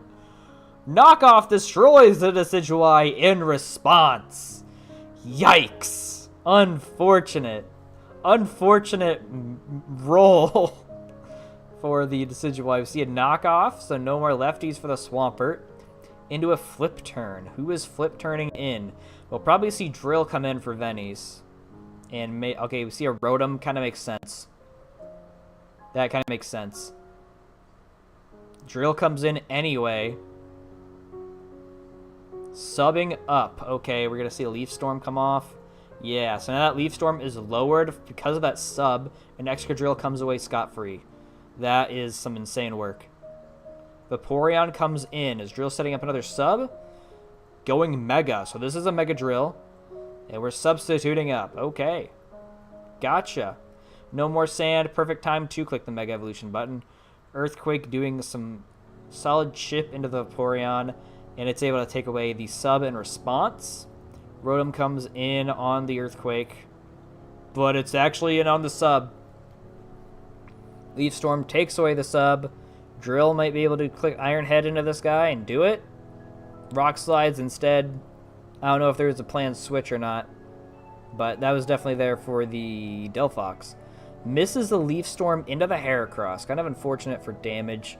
Swampert comes in, but it's going to be taken out by a close combat here. Venny is in the driver's seat this match. Moxie boosts. Delphox is in. Heracross comes in with a close combat. Delphox takes it considerably well. And is taken down by a Psychic. What comes in here? Maybe the Sinistra. It's actually the Aerodactyl. Not going to be faster than the Delphox. Okay, Vaporeon comes in. We see a Rock Slide. Vaporeon's able to take it well. And Thunder Fangs on the Vaporeon. Rotom comes in. Probably going to click the Leaf Storm here into the Sinistra. I'm hoping that he clicked Volt Switch instead. Clicks the Leaf Storm. Does some okay damage. I don't think Sinistra is restoring Berry or anything. So we'll probably just try to Machagacha. We see a Stun Spore, rather, onto the Delphox, hitting it. Strength Sap going to go all the way back up there. This is probably Heat Proof. I hope he's not Hospitality. Hex, Willow Hex into the Paralyze. And that's the game because Snow pressed the quit button. Very nice game to these two. Venny was in the driver's seat, bro. He was in the driver's seat. That was a BS live though on the T-Tar against the Swampert low kick after the berry. That was some BS. I could understand that, but everything else was played expertly well by Venny for sure. Swords Dance was probably gonna go crazy on the Decidueye, but it was cut short as we saw. So very good job. Let's see here. We have one more Coco, I think. 1, 2, 3. Finny. 1, 2, 3. Bulu, and we have 3 of the rest. We'll save a Coco game. Right now, I think we will go ahead and head into Vare versus Nightingale. I need to see how Nightingale plays. So I know what to expect this week. We have Mega Beedrill. I don't know why Beedrill and the Sinistra aren't showing up, but they're not. And then there's Mega Raichu Y on this team and no other Megas that were brought. I am thinking we will see... Would it be a Ninetales lead? It's either going to be Ninetales or it's going to be Rotom. Ninetales leads very well into the Sam. Both of them lead well into the Sam. What am I saying? So maybe Tink leads. I'm going to say it's Tink into Ninetales.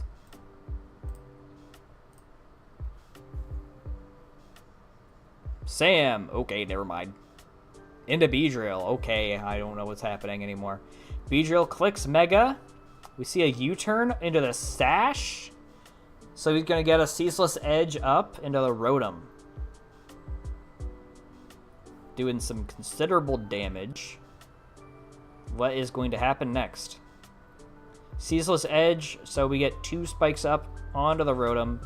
Into the Volt Switch. Who is coming on in? Torkoal comes in to try to spin away those rocks. Sets up the Sun for the Blaziken. Raichu comes in. Alright, Rotom is going to come in instead. Let's see. We see a Zap Cannon. Rotom goes down. Crit did not matter one bit. I wonder if sticking to your guns and clicking the spin button would have been better. But we see a Protect on the Blaziken. Zap Cannon into the Protect. So Speed Boost is going to go off. A Ninetales to Torkoal is interesting. Yeah, it's something. Flare Blitz into the Mudsdale. I have a feeling that Torkoal was really picked to just have a spinner. Spinners are scarce, especially when Blaze picked up 2 of them back-to-back. U-turning into the Mudsdale. +2 on defense. Sinistra comes in. Hopefully going to be able to heal that off. We see a Rest. Resto Chesto, Iron Defense, maybe in Body Press? Who knows? Tinkaton is going to come in. It's hammer time. We see a sub from the Sinistra. Okay. I don't think he gets Leech Seed, so it's not Sub Seed. Encore into the sub. That's pretty smart. So now he's sitting there on the sub. We see Torkoal coming in, taking some chip from the spikes.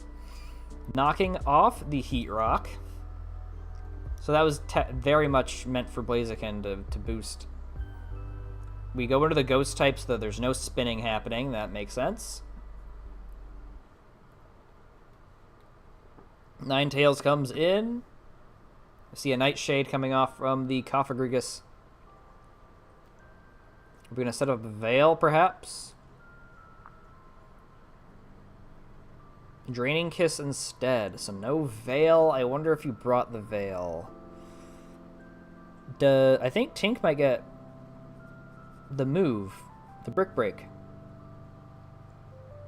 Clicks Knock Off here. We see a Life Orb. I guess I just wasn't noticing the damage, but I guess Tink just didn't really care about it, considering it's Tinkaton. Play Rough not able to take out the Ninetales, thanks to the defense boost from the snow. Blizzard, we're fishing for that freeze, but we're not getting it. Ninetales goes down. Sinistcha comes on in. See a knockoff. Lives?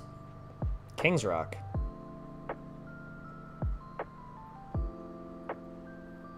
I don't know if that's legal either.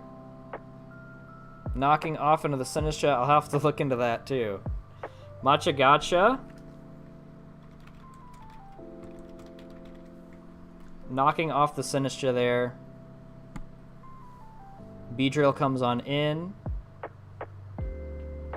Drill Run, Shuckaberry takes down the Tinkaton. Cofagrigus comes in. See a knockoff.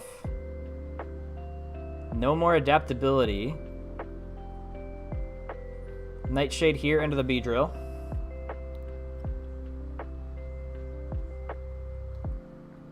And we're kind of sitting here waiting for one of them to go down. Sneasler comes in. We see a knockoff getting rid of the item, the White Herb. I don't know if it gets the Unburden boost or not. Kind of looks like it does, because Beedrill would have went first. Does it still get the boost? I'm not sure. Because of the Mummy.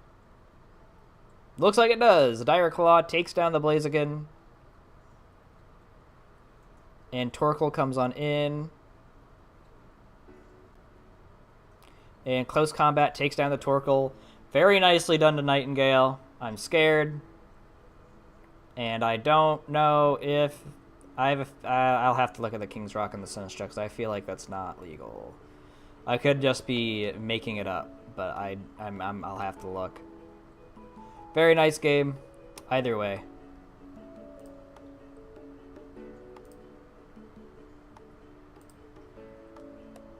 We'll go King Zeus into the NJ Dwebbles. That might be a Mega Zam, but also could just be a regular Zam. And this could be a Mega Tyranitar.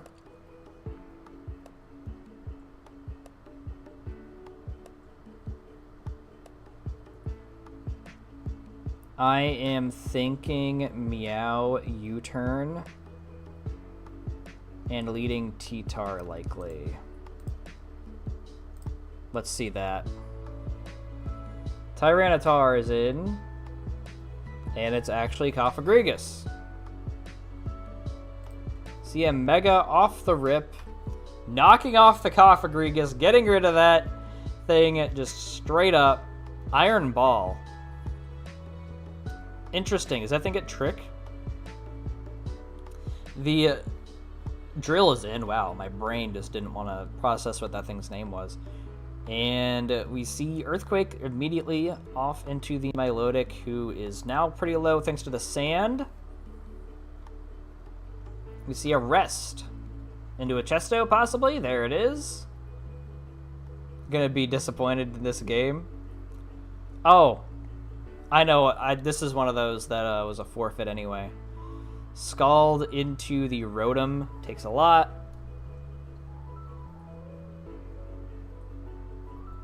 Sylveon comes on in. Light screen here. See a Reflect. Into the Hyper Voice. Living on 1. Overheat there. Not doing a lot of damage because it's a Sylveon. Hyper Voice here. And it goes down. Alakazam comes in. Clicks Mega. Traces the Pixelate.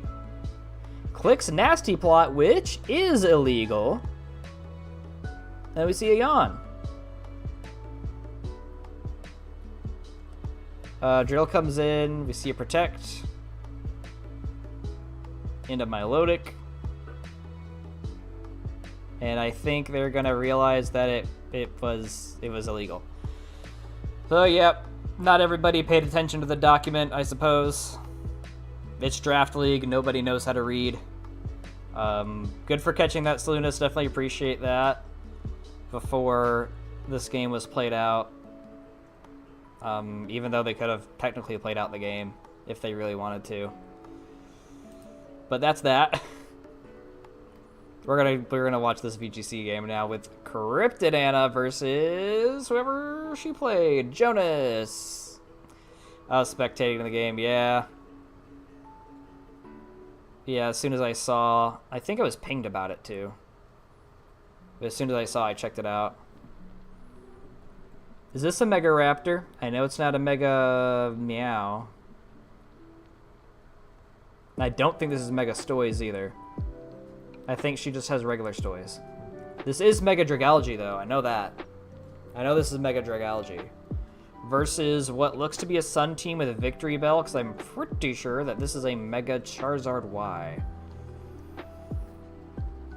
Okay, four leads.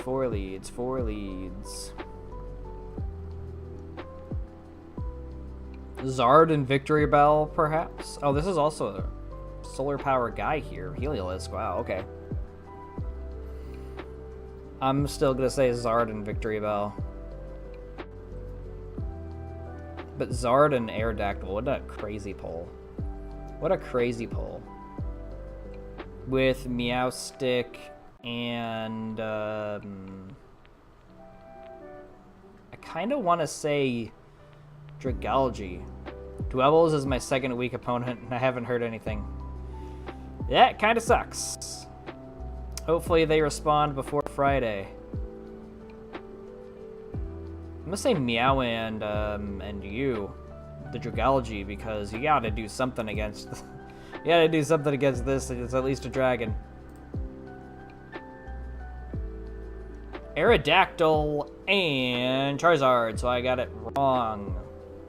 Versus Staraptor and Meowstic, and I got it almost right. Staraptor, a Mega Evolve, so this is Mega Staraptor versus Mega Charizard Y. Faking out, so no Weather Balling here, no Heat Waving. Aerodactyl uses Sunny Day for reasons, probably in case the Meowstic used Rain Dance. See a Tailwind here. So now we have very fast Anna Pokemon. We see a Protect here into a Charm on the Staraptor. Close combat into the Charizard. It does not do anything because it used Protect. Into a dual Wing Beat on Staraptor, which is now super effective thanks to the fighting typing. Victory Bell comes in. Probably Chlorophyll and Sun. We see a Paralyzed, so it doesn't matter. Close combat into the Aerodactyl. We see a Sash. But Staraptor does get boosted instead of weakened. Doesn't look like it matters because the dual beam bait is able to take it down. Serena comes in. Golden Go takes the place of Meowstic. We see Protect coming off of Aerodactyl. Triple Axle. Aerodactyl is protected, so who cares? Weather Ball into the Serena.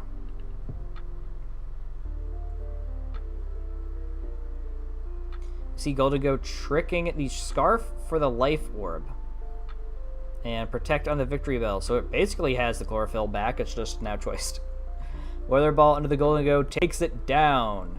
And I think it's just Meowstic versus all four of Jonah's Jonas. Jonah is the Coco guy. Charizard comes on in. We see Meowstic just lonely there on its own, faking out. Victory Bell is likely clicking. Okay, Weather Ball.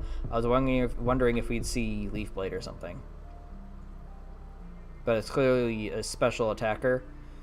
Charizard is now paralyzed. A Wither Ball into the Meowstic is able to take it down, and that is game number 1. Sun in Champions Meta VGC is something that's pretty hard to take down, especially when you have an Aerodactyl who's able to click the Tailwind for your team. It's a whole yikes. It definitely is a whole yikes. I don't know what Anna's going to be able to do here. I'm thinking same leads from Jonas into Anna. And I think Anna's got to switch it up in some way. Meowstic seems like it's fine lead. It's got a Thunder Wave. It's got Charm to lower some special attack. Maybe she tries it again. Or maybe Gold. But there's the Sun, which isn't great. I'm going to say Meow and Dragalge again. Just staying true with what I said. Heliolisk goes first. Into the Zard. Okay, we're going to go Solar Power instead. Meowstic comes in with Staraptor, so Anna's trying this again. Dragalge comes in. I'm half right, I suppose. The Charizard is clicking Mega to get up the Sun. Faking out here, Heliolisk hits in with a solar-powered, I guess not solar-powered, boosted Volt Switch. I guess you're a different ability on that guy. Aerodactyl is in now. See a Charm into the Aerodactyl makes sense. Now it can't do as much damage with an Earthquake, which is already weakened because of the spread damage. Dragalge is taking a lot, though, and just straight up goes down. Straight up goes down to the ground moves. Staraptor is now in. Aerodactyl is at minus a billion. We see a Mega into the fake Tears, being able to take the Heat Wave, possibly. Dual Wing Beat doing whatever damage it did before. Not really, actually. Doing a lot less. Aerodactyl lives on 2 from the close combat. Staraptor is able to live the Heat Wave as well as Meowstic thanks to the Spadef boost. Protect from the Aerodactyl here. See a T-Wave, not affecting it at all. Into close combat, a very bad double into the Aerodactyl. Heat Wave is able to take down both opponents. And now it's just one measly team member on Anna's side versus the Sun Menace. Blastoise is in. We see Heliolisk switch. A Solar Beam from the Charizard almost takes down Blastoise. It's living on 25. Into the Rock Slide that apparently it gets. Who knew? Sun is now gone. We see a Protect from the Zard. Heliolisk is likely just clicking a Thunderbolt into the Blastoise to take it out. And that's game 2. Great try on your first VGC game here, Anna. Not Maya, it's Anna. This is a crazy team to fight. I think this is a Mega Golurk now that I'm looking at it, but Aerodactyl plus Charizard plus Heliolisk, which is apparently not Solar Power, plus Victory Bell, which is pretty okay Chlorophyllmon. It's a rough match. It's a rough match. Very good try. We're actually going to go Dirtiest Daniel versus Callum. A Rain team in Cast Form. A Rain team in Cast Form versus what looks like a Sun and Sand. Because we have a Sand. We have these two guys which are Sand. You two are Sun. You could be Sun, and then Aurora Matisse. So this is interesting. We have 3 weather types. We are just missing the snow. Very, very interesting.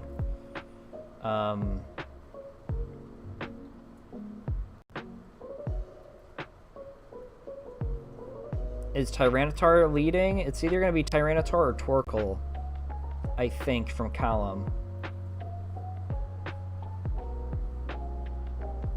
Both can set up rocks. Maybe Tyranitar into Swampert. I already said it's slow. Heliolisk starts off the match for Callum versus the Politoed. Kind of a good lead, honestly, expecting the Politoed. Swampert comes in. I don't remember if Heliolisk gets Grass Knot. Okay, I was about to say I don't remember if it gets it or not, but it does. Yikes. Great call on Callum's end. See Cast Form coming in. The first time I've ever seen Cast Form used in Draft League. Alright, we draw and we see a Forecast switch into the Sun Form. Energy Ball, not going to be doing a lot into the Fire type here. Alright, Politoed comes in. I just don't remember if Cast Form's typing changes with the weather. I think it does. See Rocks coming up, and then Heliolisk switches in. Belly Drum from the Politoed. Very interesting. Thunderbolt takes it down. So I don't think Politoed gets any type of priority, so I'm not sure exactly what the plan was there. Overquill comes in, and it is hopefully Swift Swim here. It's got to be, because there was no Intimidate drop. Poison Jab. The Torkoal takes it quite well. There's no more rain, because Politoed is now gone. Aqua Jet in the sun, not doing a lot to this Torkoal here. We see a Will-O-Wisp onto the Overquill. Hello, Cast Form. Yeah, exactly. When he drafted it, I was like, what are you doing? What? Alright, we see a Venusaur in the sun, +2 Overquill. I don't think it's going to be enough to take down this Venusaur, though. See a Growth. Okay. What's happening here? We see a Poison Jab doing quite over half to the Venusaur. Pretty respectable damage through the burn. Earth Power is going to take out the Overquill. And now it's just... The rest of the team looks like it's not Overquill food, but Venusaur food between the Sludge Bomb and the Earth Power, one of which is able to take out Clefable quite handily. And there's enough turns of Sun to where Cast Form is a Fire type, so it's going to go down to everything. Earth Power, so the typing does change with the weather. Okay, got it. I wouldn't know. I've never used Cast Form before. Aside from back in Pokemon Emerald when it came out. Earth Power is able to take down the Archaludon, and that is GG. That is a 6-0 in the Bulu division. Great try to Dan. I don't understand this. Overquill is putting in some decent work before it was able to go before it went down. The Grass Knot call into the Swampert was pretty good. Very nicely done there, and Venusaur just went in this match. It was able to just... It ate up. It ate everything. It ate everything for breakfast, lunch, and dinner. That was crazy good. Very nice. We'll take down the last Coco match of the evening because I think there were two other... What are they called? Extensions, and they haven't been played yet. So we have Jake versus Tylord. Tylord is notorious for being very good at Pokemon, and Jake is his opponent.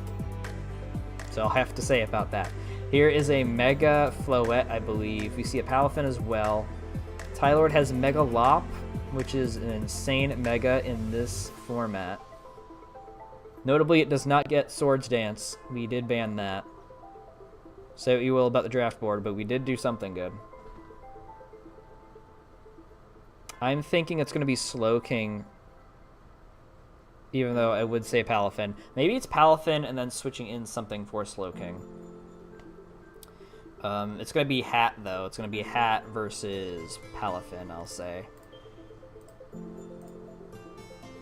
Oh, and the Skarmory is Mega, too, but it's probably not clicking Mega. Lopunny actually leads this, going into the Slowking, so I should have just led with that. See a Fake Out coming up from Lop, just regular Fake Out into the Slowking, not doing anything. Lopunny is in its Mega Form. It's already in. Triple Axle into the Slowking, takes it pretty well. We see a Chilly Reception. I wonder if a Psychic would have been a better play here. Regenerator. This game I wanted to see. There you go. It's here.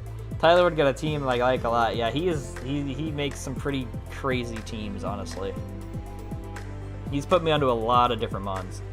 Torkoal is now in. We see it setting up the sun, so there's no more snow. Nasty plot from the Mr. Rhyme. I've never seen Mr. Rhyme used either. But slim pickings for the spinners. Psychic not doing anything to the Hydreigon due to typing. Weavile comes in on the Hydreigon.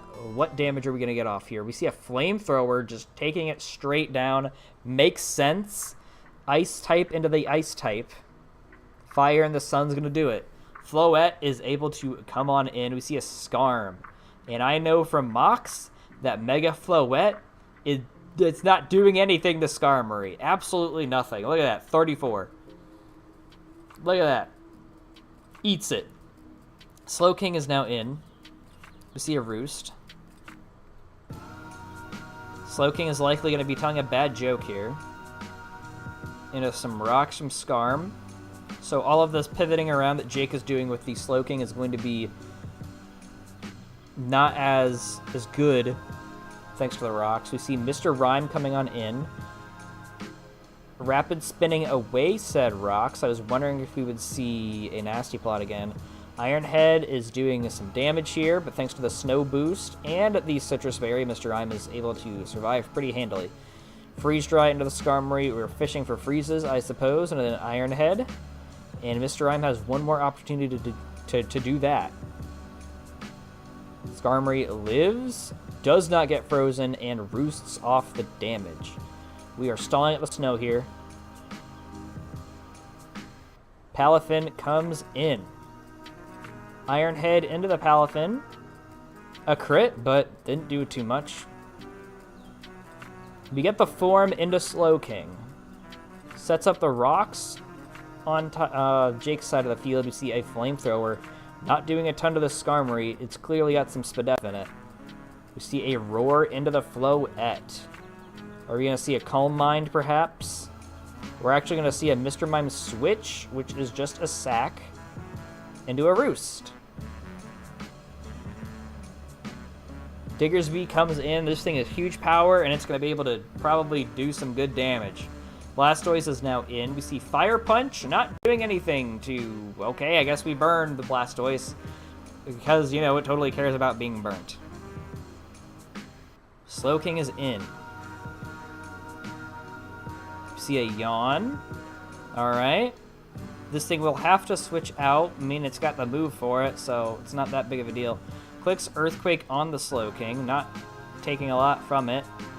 It is a burned Blastoise after all, so I guess it does care a little bit about being burned.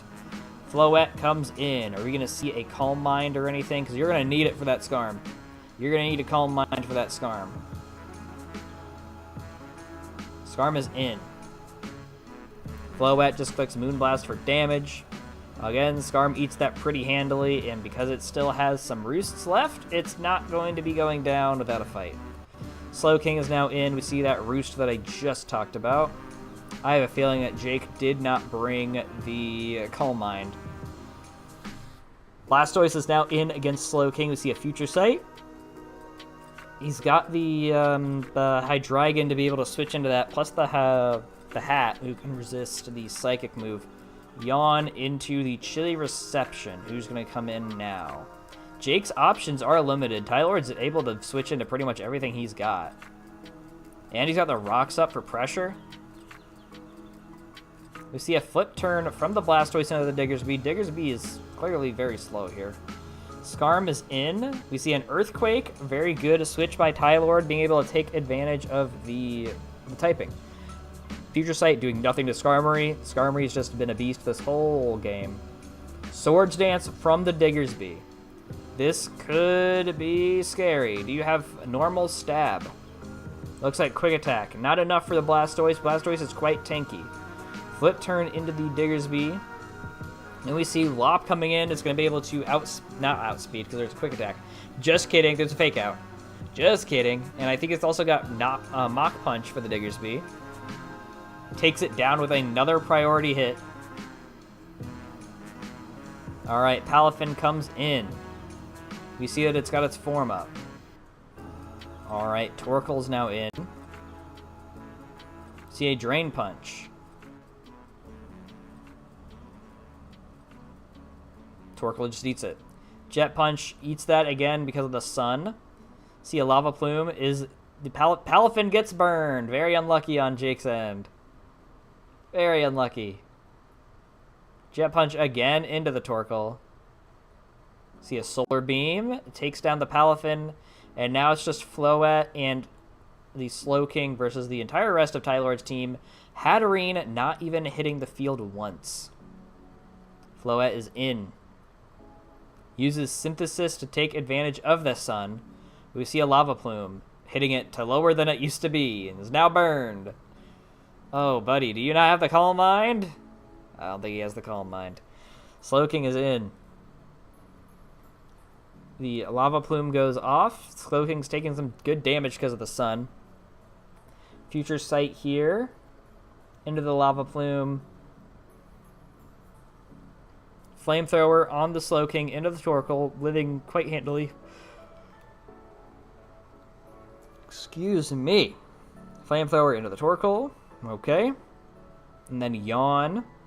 So now Slowking has to go, but is able to take out the Torkoal with a Future Sight.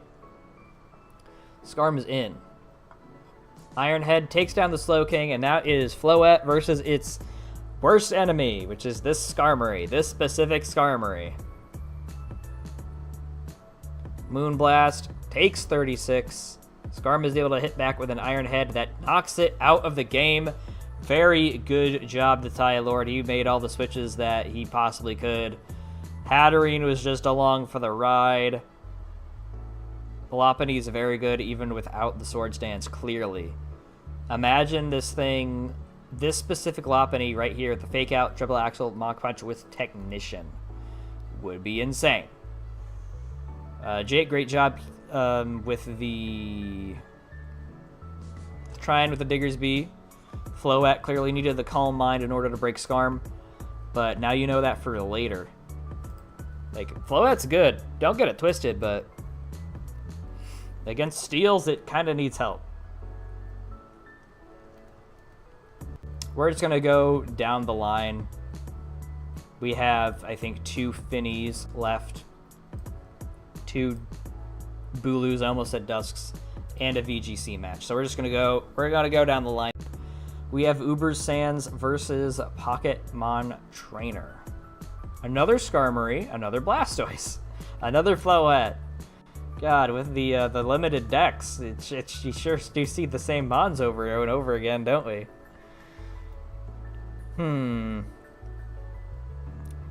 Okay, this is actually Rain. This is definitely a Mega Swampert. With Tauros that is not pictured for no reason. Pelipper into... maybe even Dragonite if you're Mega Dragonite, which could be.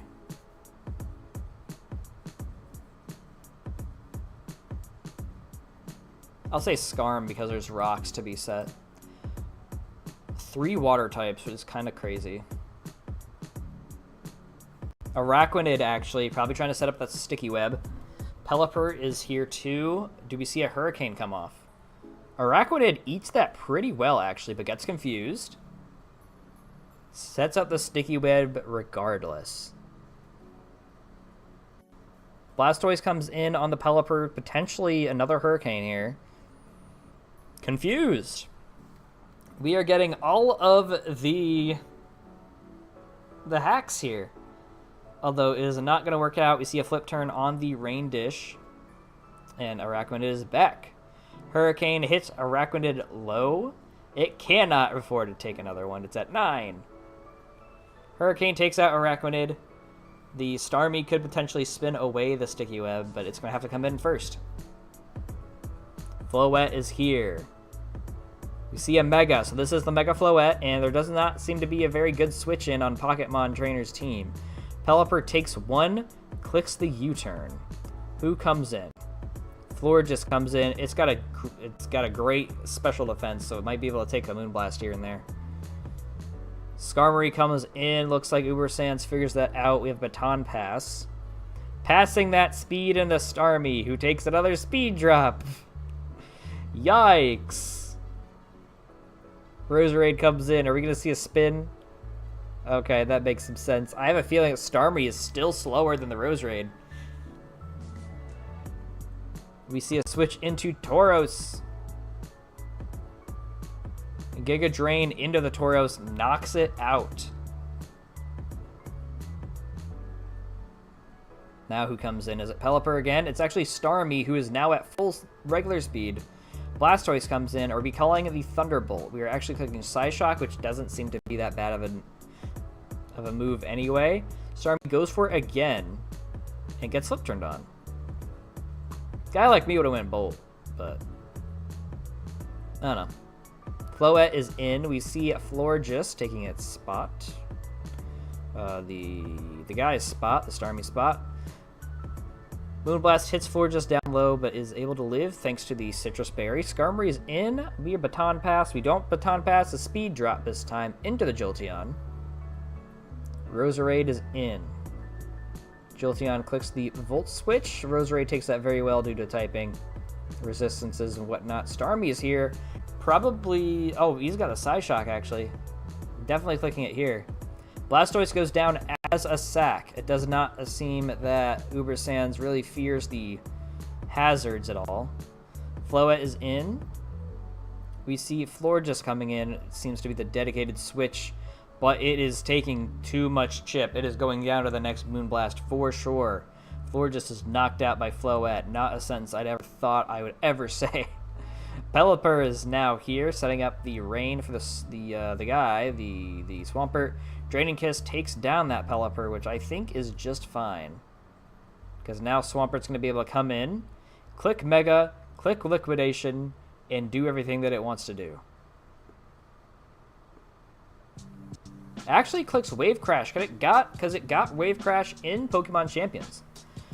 Another Wave Crash will not be good for the Skarmory, because it's dead now. Notably, I believe the Dragonite is at full health, so it could come in, click a Hurricane. Just kidding, we see Roserade take the field, going into the Dragonite. Ice Punches, because of course it does. Dragonite's hit down to 25.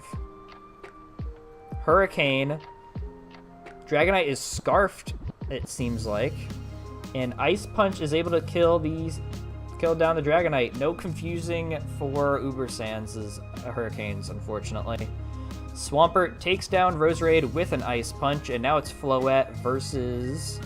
Oh, Poison Point, so Swampert cannot stay in forever. But it looks like it really just has 2 turns left of the rain. We'll see if it's able to cake down the Floette. It's able to with the rain-boosted Wave Crash. And that's the game. Swampert might have went down, but there's other Pokemon in the back. And that's how Pokémon Trainer was able to beat Uber Sans. Very nicely done to the both of you. The Floette was able to put on a lot of pressure. I mean, the floor just couldn't take every hit forever. Baton Passing, the speed drop was something, but hey, that's just how Baton Pass works. Sticky Webs was nice in the beginning for sure. Great game here. Okay, Elekid said that he made these nicknames for me. I actually had to see all of them because we had to go through the game because there was a kill that was not recorded correctly. So now you guys get to see him if you didn't watch the game already.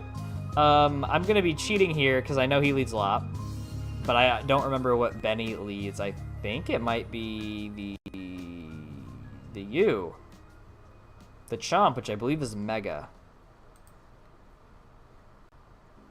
We are starting off with Snowy Clips this. Into the Skarmory. My goodness, I've been talking forever, so my brain isn't working. We see a fake out into a U-turn here. And out comes Snowy has an OF. News to me, we see spikes from the Skarmory, and now we see the Mega Skarmory. 2 gold guys out on the field to a drill run. Oh my. Shadow Ball hits the Skarmory very low. Roosts all that HP back up. Probably just going to click the Shadow Ball yet again, unless you have... Okay, we actually click Recover. Never mind. I was wondering if there would be a Thunderbolt happening. We have a Spike out into a Shadow Ball. Might not even be carrying the Thunderbolt, which is strange for a Toxapex matchup. Maybe he's trying to bluff that he doesn't have it. We see a Nasty Plot coming off of Gold. Shadow Ball knocks Skarm pretty low into a Roar. Good as Gold activates. And then Drill Run gets a crit. And Dazzling Gleam is able to take down the Skarmory. Probably trying to cover a switch to random Garchomp or maybe even Meow. We see Infernape is now in. And now Ditto comes in, transforms in Infernape. Fire Punch, not doing too much. Some good little chip. Hippo is now in. What is this Infernape wanting to do? Clicks Drain Punch, gets back some of that HP, and loses some because... Oh, it's Goon of Snowy is the Infernape. There's the Ditto. Snowy on all fours, the Torterra.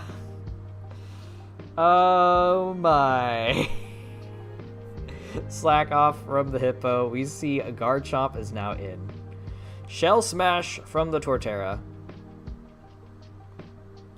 And then a White Herb. So this is looking pretty scary for sure.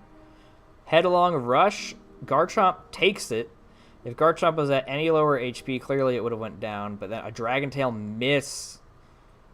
Elekid really needed that for sure. See a Headlong Rush into the Garchomp, able to take it down. But Rough Skin is able to do some damage as well to Snowy on all fours. Meow is in. I don't think it gets priority or anything, but it's faster. Likely Scarf. And down goes Torterra. The Hippo is now in. What do we see Elekid going out to this time? What crazy nickname does he have? We have the Goon of Snowy is back. Into the Hippo. Probably trying to take advantage of some rocks, perhaps. We see a Curse coming on. Slacking off, getting back some HP. This thing is likely scarfed into the slack off. No, it's not. We're not Scarf Ditto. Body Press, so this is Curse, Body Press, Slack Off, and probably Earthquake. Toxapex comes in, so it's probably not Earthquake. It might be just rocks. Lost some HP. Oh, it's a Life Orb? Okay, interesting. We see Toxic coming off of the Toxapex. Body Press right into it. Losing some HP from the Orb. Regenerator, we see the Hippo coming back. Earthquake here, hitting it down to 47. What are we seeing now? We see a Slack Off. I think we're just going to be seeing some Slack Offs. Actually clicks Earthquake here. So it does have Earthquake. Interesting that you didn't use that against the Toxapex at all. Probably was expecting a switch. I would have just went for it. Clicking Earthquake, we are not letting the Hippo stay very healthy here. We're trying to get a revenge kill from one of the team members. We see Snowy clips this is back. Ready to click a Triple Axle, I'm betting. Toxapex comes in. Triple Axle comes off. Unfortunately, Lopunny doesn't have a good normal stab to hit Toxapex with. Just available. I think it's best as like Mega Kick or something. We see a U-turn coming off. Who even switches in? We see Snowy has an OF is back. Mud Shot into the guy. Golden Go. My goodness. Lowering that speed stat. We see a Recover here. It's probably the best move it has for a Golden Go, considering it can't be toxic or anything. I don't know if Toxapex gets Scald or not. We see a Surf come off. Into another Recover.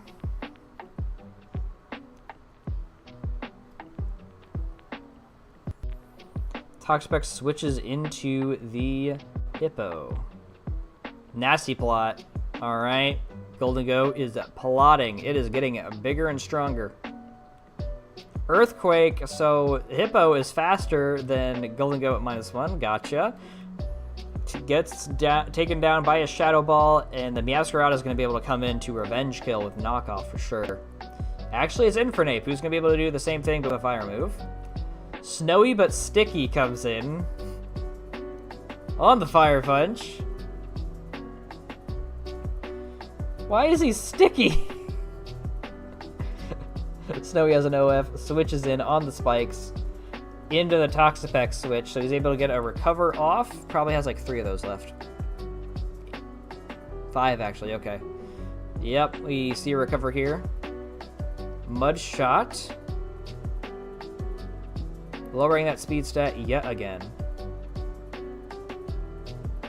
Shadow Ball into the Toxapex here. See another Mud Shot. This guy is not going to be moving very fast at the end of this. Surf into the Golden Go. Not enough. We see a recover. Still make the stream. Did my gameplay already? Yes it did. Yes it did, Venny. But now you can see all of Elekid's very cool nicknames that he's got. Like Snowy has an OF, the Golden Go, who hit a Dazzling Gleam into the Infernape and is knocked out by the Fire Punch. Snowy clips this is back in. Toxapex is here. The only thing that the Lopunny can really do against the Pex is click U-turn, it seems like. Just walls the crap out of this thing. Close combat, not doing a lot, but Surf might even kill now that the Spadef is lowered. Does not kill. The next one definitely will, so he's got a U-turn. Just clicks close combat instead, not wanting to let this thing be very high in HP, I suppose. Snowy clips this, goes down. Regain some leftovers. Snowy is so hot. Finally makes an entrance. Thank you, Elekid. Quiver Dance goes up. I'm sure Surf is going to be able to do quite a bit here. Actually takes it decently well. You could probably even do that again, but there is the threat to the Toxic. There it is, Toxic. What can Volcarona do to a Toxapex? Psychic is what it can do to a Toxapex. That's fair enough. You probably outspeed the Meow, even with a Scarf, I would think. Clicks Morning Sun here. I don't know if that was the best play. Especially since Power Gem is able to do a good amount. Do you have... Yeah, I don't think he has Giga Drain. Clicks Psychic here. Takes down the Meow. Okay. Here I am just... insulting Volcarona. An Infernape comes in, and Snowy but Sticky makes its way onto the battlefield. Mach Punch takes down Snowy but Sticky, and Benny wins the game. That was a pretty decent match. This Toxapex was just walling the crap out of Elekid's whole team. The Hippo was pretty good too. I liked the plays with the Ditto, honestly. Life Orb is interesting for it. Probably didn't want it to be Scarfed because it can really take advantage of that by just knowing what move it's going to be using with a Scarf. Nice game, nice game. I'm going to grab a bit of water for these last couple of games. I will be back.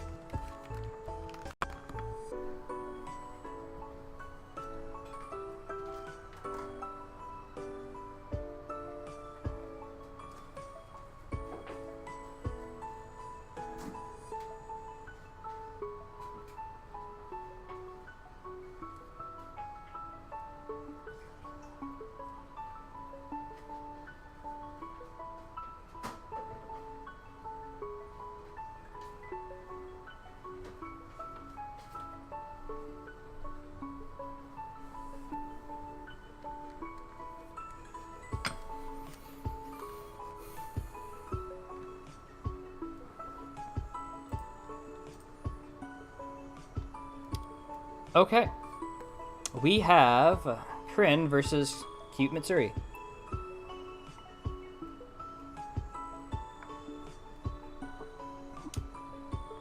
A Rain team with another Ditto, okay, versus what looks to be an annoying prankster group of guys.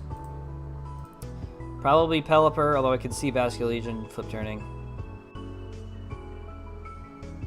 I'll say Pelipper and maybe Arrow predicting the Pelipper, even though this thing can freeze dry and set up the snow. So probably the Weather Boys. The two Weather Boys are going to be leading. We see Rotom. Just kidding. Okay, I got half of it. Very good. Pelipper's in.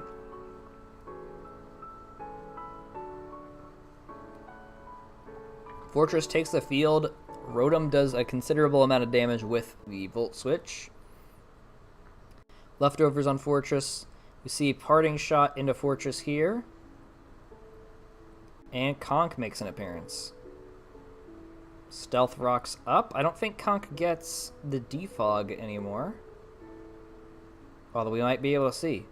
Basculegion comes in. Defogs. Okay, so Conk gets Defog still. Good to know. Alright, Hydrapple comes in on the Basculegion. We see a Flip Turn into Greninja. Mega Evolved here into Mega Gren. Ice Beam, probably able to take down Hydrapple. Through the Yachi? Yeah, through the Yachi for sure. God, Hydrapple misses Terra so much. It really misses Terra so much. Conk is now in. We probably see a Mach Punch into the Pelipper. And there it is, doing a little bit of chip. Which is not nothing, I suppose. Hurricane into the Conkeldurr. He's got the Koba Berry to Thunder Punch the Pelipper out of existence. Fair enough. Worked out. Basculegion is in. We see Rotom making an appearance here. And last respects, which means this game is forfeited. And I think for the sake of time, I kind of just want it to go on to the next one. Another instance of not looking at the dock. But hey, we live and we learn. I think this is Mitsuri's first draft league, so probably looking at the dock and making sure all the rules are set is probably not something that they were thinking about when making the team. It happens. It happens. Oh, we actually the last two RVGC. Okay. So this is actually potentially 6 games left. All right, we got Human versus Maya. I think this is a regular Raichu. We know that she's got the camera up to Mega. I don't think that's a Mega Scizor. I think it's a regular. That is probably Mega Floette. I believe Human has Mega Scrafty. So, we will see. I think Scrafty's going to be pretty good into a TR, potentially from Slowking. Gotta pick 4 Pokemon here. Sylveon and Mega Floette are a deadly Fairy Spam combo. And it does not look like Maya has much to really deal with outside of the Scizor. I don't think Sylveon gets... what's it called anymore? Mystical Fire. So that is something to watch out for, I suppose. The Scizor, I mean. For Human. Probably Floette and Scrafty, so you can lower some stats. Also, pressing Knockoff onto the Slowking so it can't click TR is probably something that's going to be really, really good. And I'm thinking Slowking and Rotom. I don't know. That's just what I'm feeling. Scrafty, okay, let's go. And Dragapult, okay, I got one of them. Versus Camerupt and Slowking, okay. So we are leading that Trick Room core. Helping Hand, oh, okay. Fake out into the Slowking, a little late for that. Hydro Pump will destroy the Camerupt that was Helping Handed. Alright, well, we don't get to see what that Camerupt is going to do. Grimmsnarl is in. We see Volcarona making a stop onto the field. We see Protect here from Pulse. Spirit Break. There's a Flame Body that could potentially proc here. There it is. There it is. Yawning into the Pult here is protected, so, you know, no bedtime for Pult. Rage Powder, so we're going to see all the attacks going towards Volcarona, including the taunt, so it can't Rage Powder anymore. The Shadow Ball goes right into the Slowking, gets the drop as well. Citrus Berry is going to be able to help get its HP back up. Scald knocks the Volcarona down to 30, but we see another Citrus Berry, so now it's above half. Sylveon comes in. See a Struggle Bug going into both opponents there, lowering the special attack. Spirit Break into the Sylveon, not doing a ton, but does get a special attack drop itself, and then Yawn into the Sylveon here. I'm imagining Sylveon's just switching. There's no way he could stay in. Yeah, Scrafty comes in. Volcarona might be able to click the Struggle Bug, I think, again. Yeah. Takes down the Slowking. And Spirit Break into the Scrafty. It is 4 times effective, but Scrafty is able to hold on with just raw defenses. And the burn is helping. And the minus attack. Intimidate here into both ends with the Mega Scrafty. We see it Fake Out into Grimmsnarl. Okay, doing some damage. Flamethrower into the Aka Berry Scizor, able to live that on 48%. Scizor dual wing beats into the Volcarona, risking a burn, which does indeed happen, and does help Volcarona live the dual wing beat. That is very unfortunate for Maya. Rage Powder again. Volcarona is going down with the ship with a Bullet Punch, which is only doing 5. A Drain Punch is going to knock out the Scizor. Scrafty is back up to 70. And then we see a Spirit Break not even taking Volcarona down. Volcarona is here to stay. It said, I am not losing. I am not leaving, except for right now. Sylveon's in. Drain Punch into the Grimmsnarl, which seems to be the only Pokemon left on Maya's end. And that is a clean 4-0 for Human.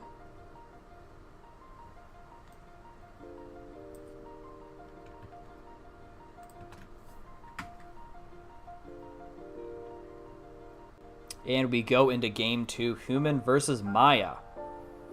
Are we going to see the same Trick Room leads from Maya? Or are we going to see something else because of that pesky Dragapult using the Hydro Pump to destroy the very poor, unfortunate Camerupt?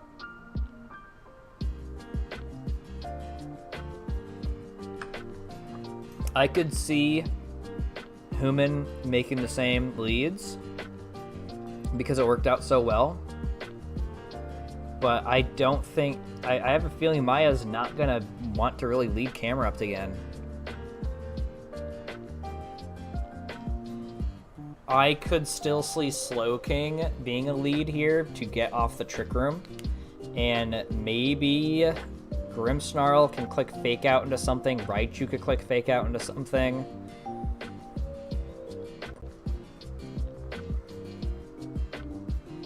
If Camerupt has Protect, that would probably be great. Hey, Pivot, welcome in. I would say you missed your game, but it wasn't played yet, unless it was played just now. And I really don't want to go back into the Discord and bring up another replay. But welcome in. Glad you're able to make it. I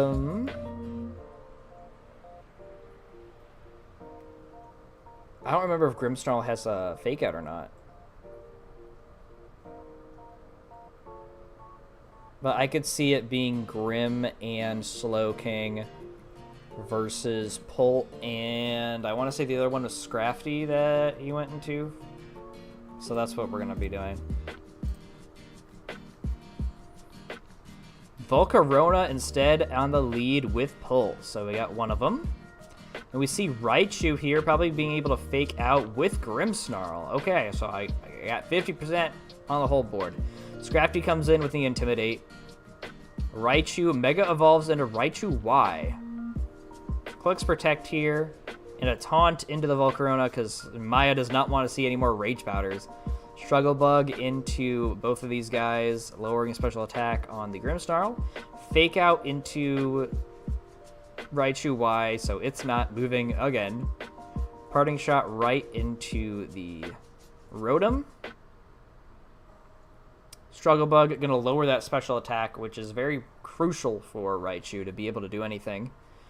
Gourgeist is in, frisking that Raichu Knight Y. And also the Choice Scarf, good information. Hydro Pump into the Scrafty is protected, so it's just fine. Gleam into the 2 Pokemon here. Gourgeist takes it beautifully. Scizor comes in on the Volcarona, so now it's got to be worried about the Flamethrower. Trick or Treat, almost making the Raichu a spooky little guy. Grimmsnarl is now in. We see a Tailwind from the Volcarona, making Human's Pokemon very, very fast. Trick or Treat onto the Grimmsnarl, who is now a ghost. Fake Out, I don't think... Oh, and now is burned. I don't think I've ever seen Trick or Treat used. I've never seen Ally Switch used either, because I usually see singles. And we see it Knock Off. I didn't even know Ally Switch was in this game. Volcarona no longer has its item. Scrafty comes on in. Loses that Citrus Berry. Parting Shot on the Volcarona here. Rotom comes on in. Flamethrower. And, not Rotom. Scizor is able to live again with the Aka Berry. Knock Off, mostly ineffective. Critical hit. Can't knock off the Scraftyite, though. Fake Out into Rotom, which I think just came in. Flamethrower on the Grimmsnarl, who also just came in. No more Tailwind for Human. We see Gourgeist coming in. It's frisking, getting information. There's a berry on Grimmsnarl. We see a Mega Evolution on the Scrafty. Tries to fake out the Gourgeist, I guess, just in case of an ally switch. Volt switches into Scizor.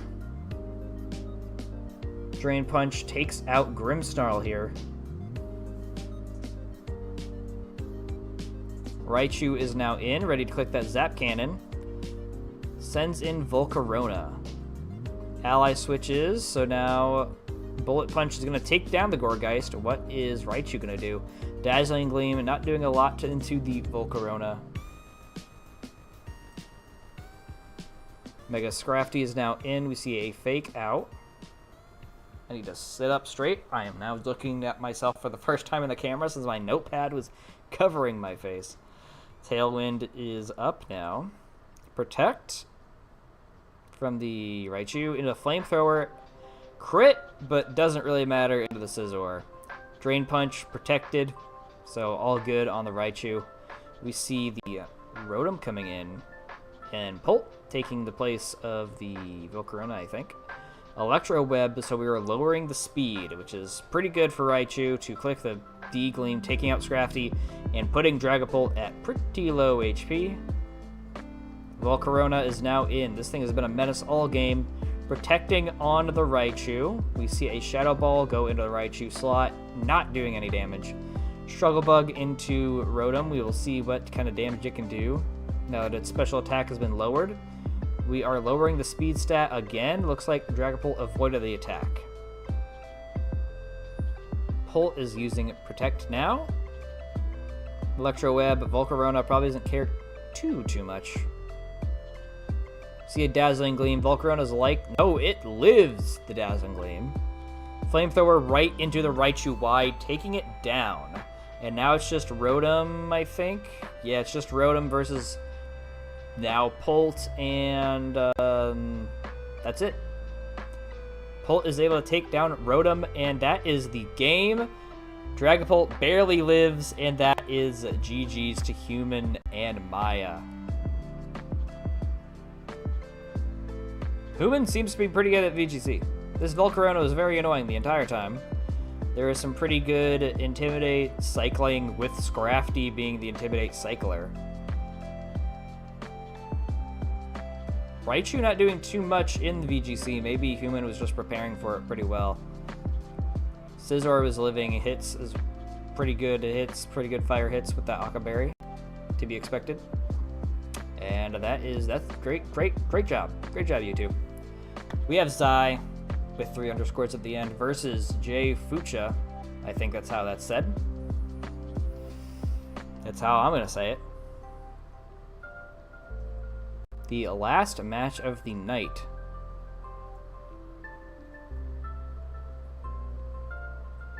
Very scary guys on Potato's team here. Fucha's got the Basque Legion, which is very scary as well. A Scrafty, notably not Mega Scrafty, because we did see that, but this could be Mega Kangaskhan. I don't think that we've seen that yet.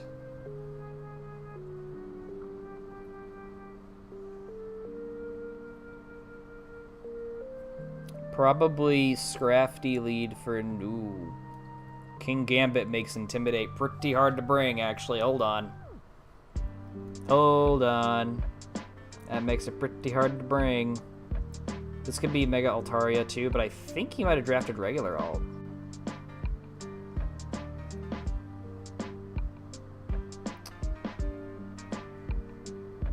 Maybe Gyarados start because of the Intimidate. I still like Kangaskhan lead. Maybe Kangaskhan and Jolt versus Arcanine Gyarados, let's say. And here we go! Jolteon, okay. And Scrafty, okay, I was wrong. I thought Kang would come out. You have Gengar, which I did not predict, and there's an Arcanine, so I'm getting my 50%, I suppose. Very ballsy leading Scrafty into a King Gambit team. We see Mega Gengar come off. Now that I said what I said, Scrafty is fighting, so I think he'll be fine. Electro Web knocks the Gyarados pretty low. Gengar is protecting, so Crunch isn't going through. Electro Web hits again. Gyarados is knocked out. Gengar is at low HP. Sludge Bomb does not take out Jolteon. Crunch does not take out Gengar. Some bulky guys here. Another Intimidate from the Arcanine. We see Protect. Scrafty wants to do what exactly? We see a Rock Slide coming in from the Arcanine. Do we see a Flinch? We see a Sludge Bomb. Scrafty is able to take it, but not without getting poisoned. And we see a Flinch. Very unfortunate turn for Jay Fuchsia here. Electro Web is able to knock the Gengar down to just 3. Into a Rock Slide, taking down the Jolteon as a parting gift. Sludge Bomb takes down the Scrafty, and that's a double knockout. Basque Legion comes in with a very strong Last Respects, as well as a Kangaskhan. We switch into King Gambit, who's definitely defiant. Protecting on the Gengar. Aqua Jet into King Gambit, going down to 77%. We see a Crunch into Gengar, who is just still alive. Arcanine comes in. We see Intimidate, of course. Protect on the Basque Legion. Crunch into the Arcanine, taking it quite well. Kowtow Cleave into Basque Legion, not doing anything because of Protect. Aqua Jet into Arcanine, takes it down. And Body Slam into King Gambit, getting the Paralyze. Kowtow's through Paralysis and knocks it down to 45 due to the Colbur Berry. Gengar is now back. We see a Protect on the Basque Legion. I'm sure we're going to see a double. Nope, we just see a Sludge Bomb into Kangaskhan, actually. Crunch into Gengar, and King Gambit does what?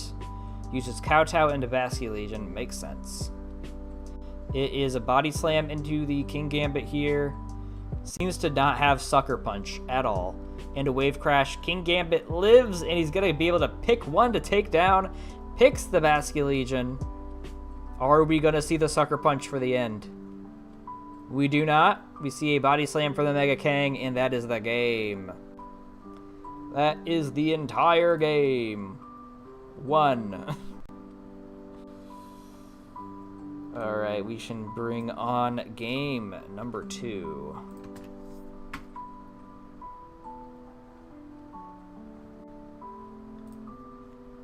Alright, Jay Fuchsia again versus Zai. Leads.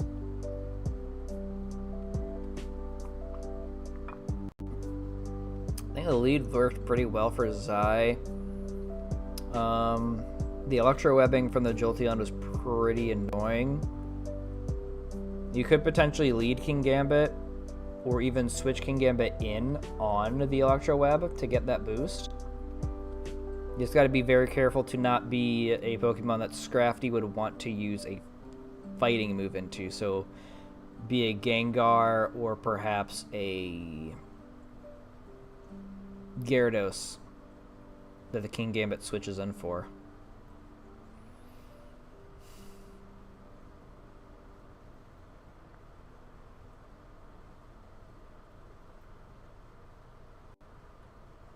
I'm just going to do same leads. We're going to do same leads the whole time. Same leads. Screw it. Noivern. Alright. In Jolteon. So I got half of it. There we go. King Gambit. Into the Serp. So, yeah. Chople and Koba have been frisked from Superior and King Gambit. We see a Shadow Ball coming off. Not doing anything to the Superior. We hit the Hurricane from the Koba, and it's not enough. Glare into the Noivern, paralyzed. Low sweep into Jolteon, lowering its speed. Protecting here. We see a Leaf Storm come off, but does not get the boost because of the Protect. Iron Head into the Noivern, and then a Dragon Pulse is going to take it out on the next turn. Shadow Ball into Superior. Ooh, makes it lives on 2. And a Kowtow Cleave taking out the Jolteon. It is a double knockout, yes. Basculegion is in, and so is Scrafty, making King Gambit and Superior's attack going up by 1. Gyarados comes in for the Intimidate. Aqua Jet into Gyarados here. A low sweep into the Scrafty. Drain Punch into King Gambit with a Chople Berry. It makes it live pretty well thanks to the Intimidate done by Gyarados. And Crunch into Basculegion, who's holding a Colbur Berry, is able to live on 62. Gyarados not strong enough to be able to take it out through it. Wave Crash. King Gambit lives pretty easily. See a low sweep again on the Scrafty, taking it down. And then Crunch into Basculegion is able to go to 0. I don't know where I was going with that. But that is a win for Zai, and we move on to game number 3. Makes sense that you wouldn't want to lead the Scrafty into the King Gambit this time, but I wonder if you just should have left it at home due to the Intimidate. Unsure. Okay. I like Jolteon still in here. The Noivern was a good bring. I feel like Jay Fuchsia might already have enough information that he doesn't need to frisk again.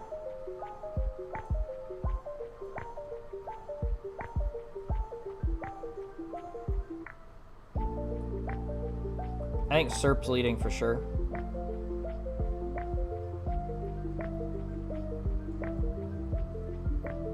I like Serp and Gengar versus Jolt. Jolt and maybe Kang. I don't think we lead Scrafty anymore. Kangaskhan and Trevenant. Okay, Trevenant makes its first appearance here. We see Superior, okay. And King Gambit. So I got half right again. Neat. See a fake out from the Kangaskhan into the King Gambit. It no longer being able to move. We see a glare into that Kangaskhan, so it might not be able to move for much longer. A Trick Room from Trevenant here. Alright, we see a switch to Gyarados, lowering the attack stats. Drain Punch, Gyarados being able to take that very well due to the flying typing. Body Press into Serp. No paralysis here.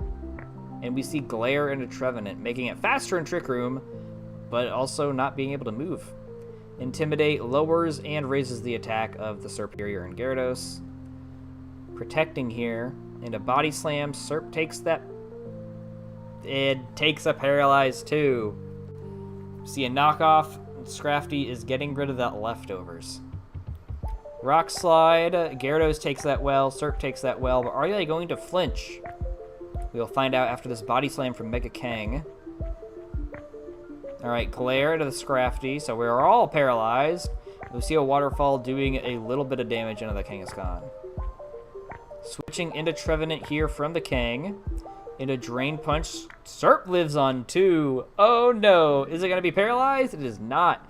Hitting a not very strong Leaf Storm into the Trevenant, but Trevenant's probably EV'd to be able to take care of that. Dragon Dance on the Gyarados because of the last turn of Trick Room. Uses Crunch on Trevenant, but it's able to live due to the Citrus Berry. Knocking off the Trevenant, so no more Trick Room, at least for these two guys. Rock Slide into Serp, and Gyarados takes down the Serp. Gyarados is up to 8. King Gambit comes in, and we see Kang. Faking out into the King Gambit. Alright, and then a Waterfall, taking Kang down to 28. Gyarados goes down due to Life Orb. King Gambit's flinched. We see it taking a Drain Punch from the Chople Berry. And Altaria makes an appearance. It Mega Evolves into Mega Altaria. Uses Cotton Guard to raise that defense stat. Kowtow takes Kangaskhan down. And now it looks like it's Scrafty versus King Gambit and Altaria. Just kidding, just Altaria. And I think Jolteon is still around. Basculegion is actually still around, and it's going to be able to last respects pretty freely here. There it goes. Altaria takes 40 from that. And then Rock Slide into the no longer flying type Altaria. Facade right into the Basculegion, which is now a fairy move thanks to Pixelate. Last Respects is doing 37 here into Rock Slide. Doing a little bit more chip.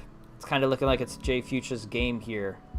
Aqua Jet is able to do about half. Facade takes down Basculegion, and Scrafty's going to be able to hit it down probably with a Rock Slide, which ends up hitting. And that is the game. I think that was the win for Jay Fuchsia. That was game 3. Very good game here. It could have been anybody's game, honestly, in that third one. And honestly, that second one, too. VGC games are kind of crazy because you never really know what's going to happen. Singles is a little bit more streamlined, I guess. That could just also be my experience through singles. I'm not sure. Well, anyway, we made it through the night. That is all of the games. Thank you all so much for popping by, be it for your game, or if you just wanted to say hello and you're not even in the league. That happened. So, very, very cool. We will see you all for week 2. We were missing 5 games? Maybe 3 games. So this could have been longer. So there's a chance that I break these up into 2 days. We'll have to see how next week goes.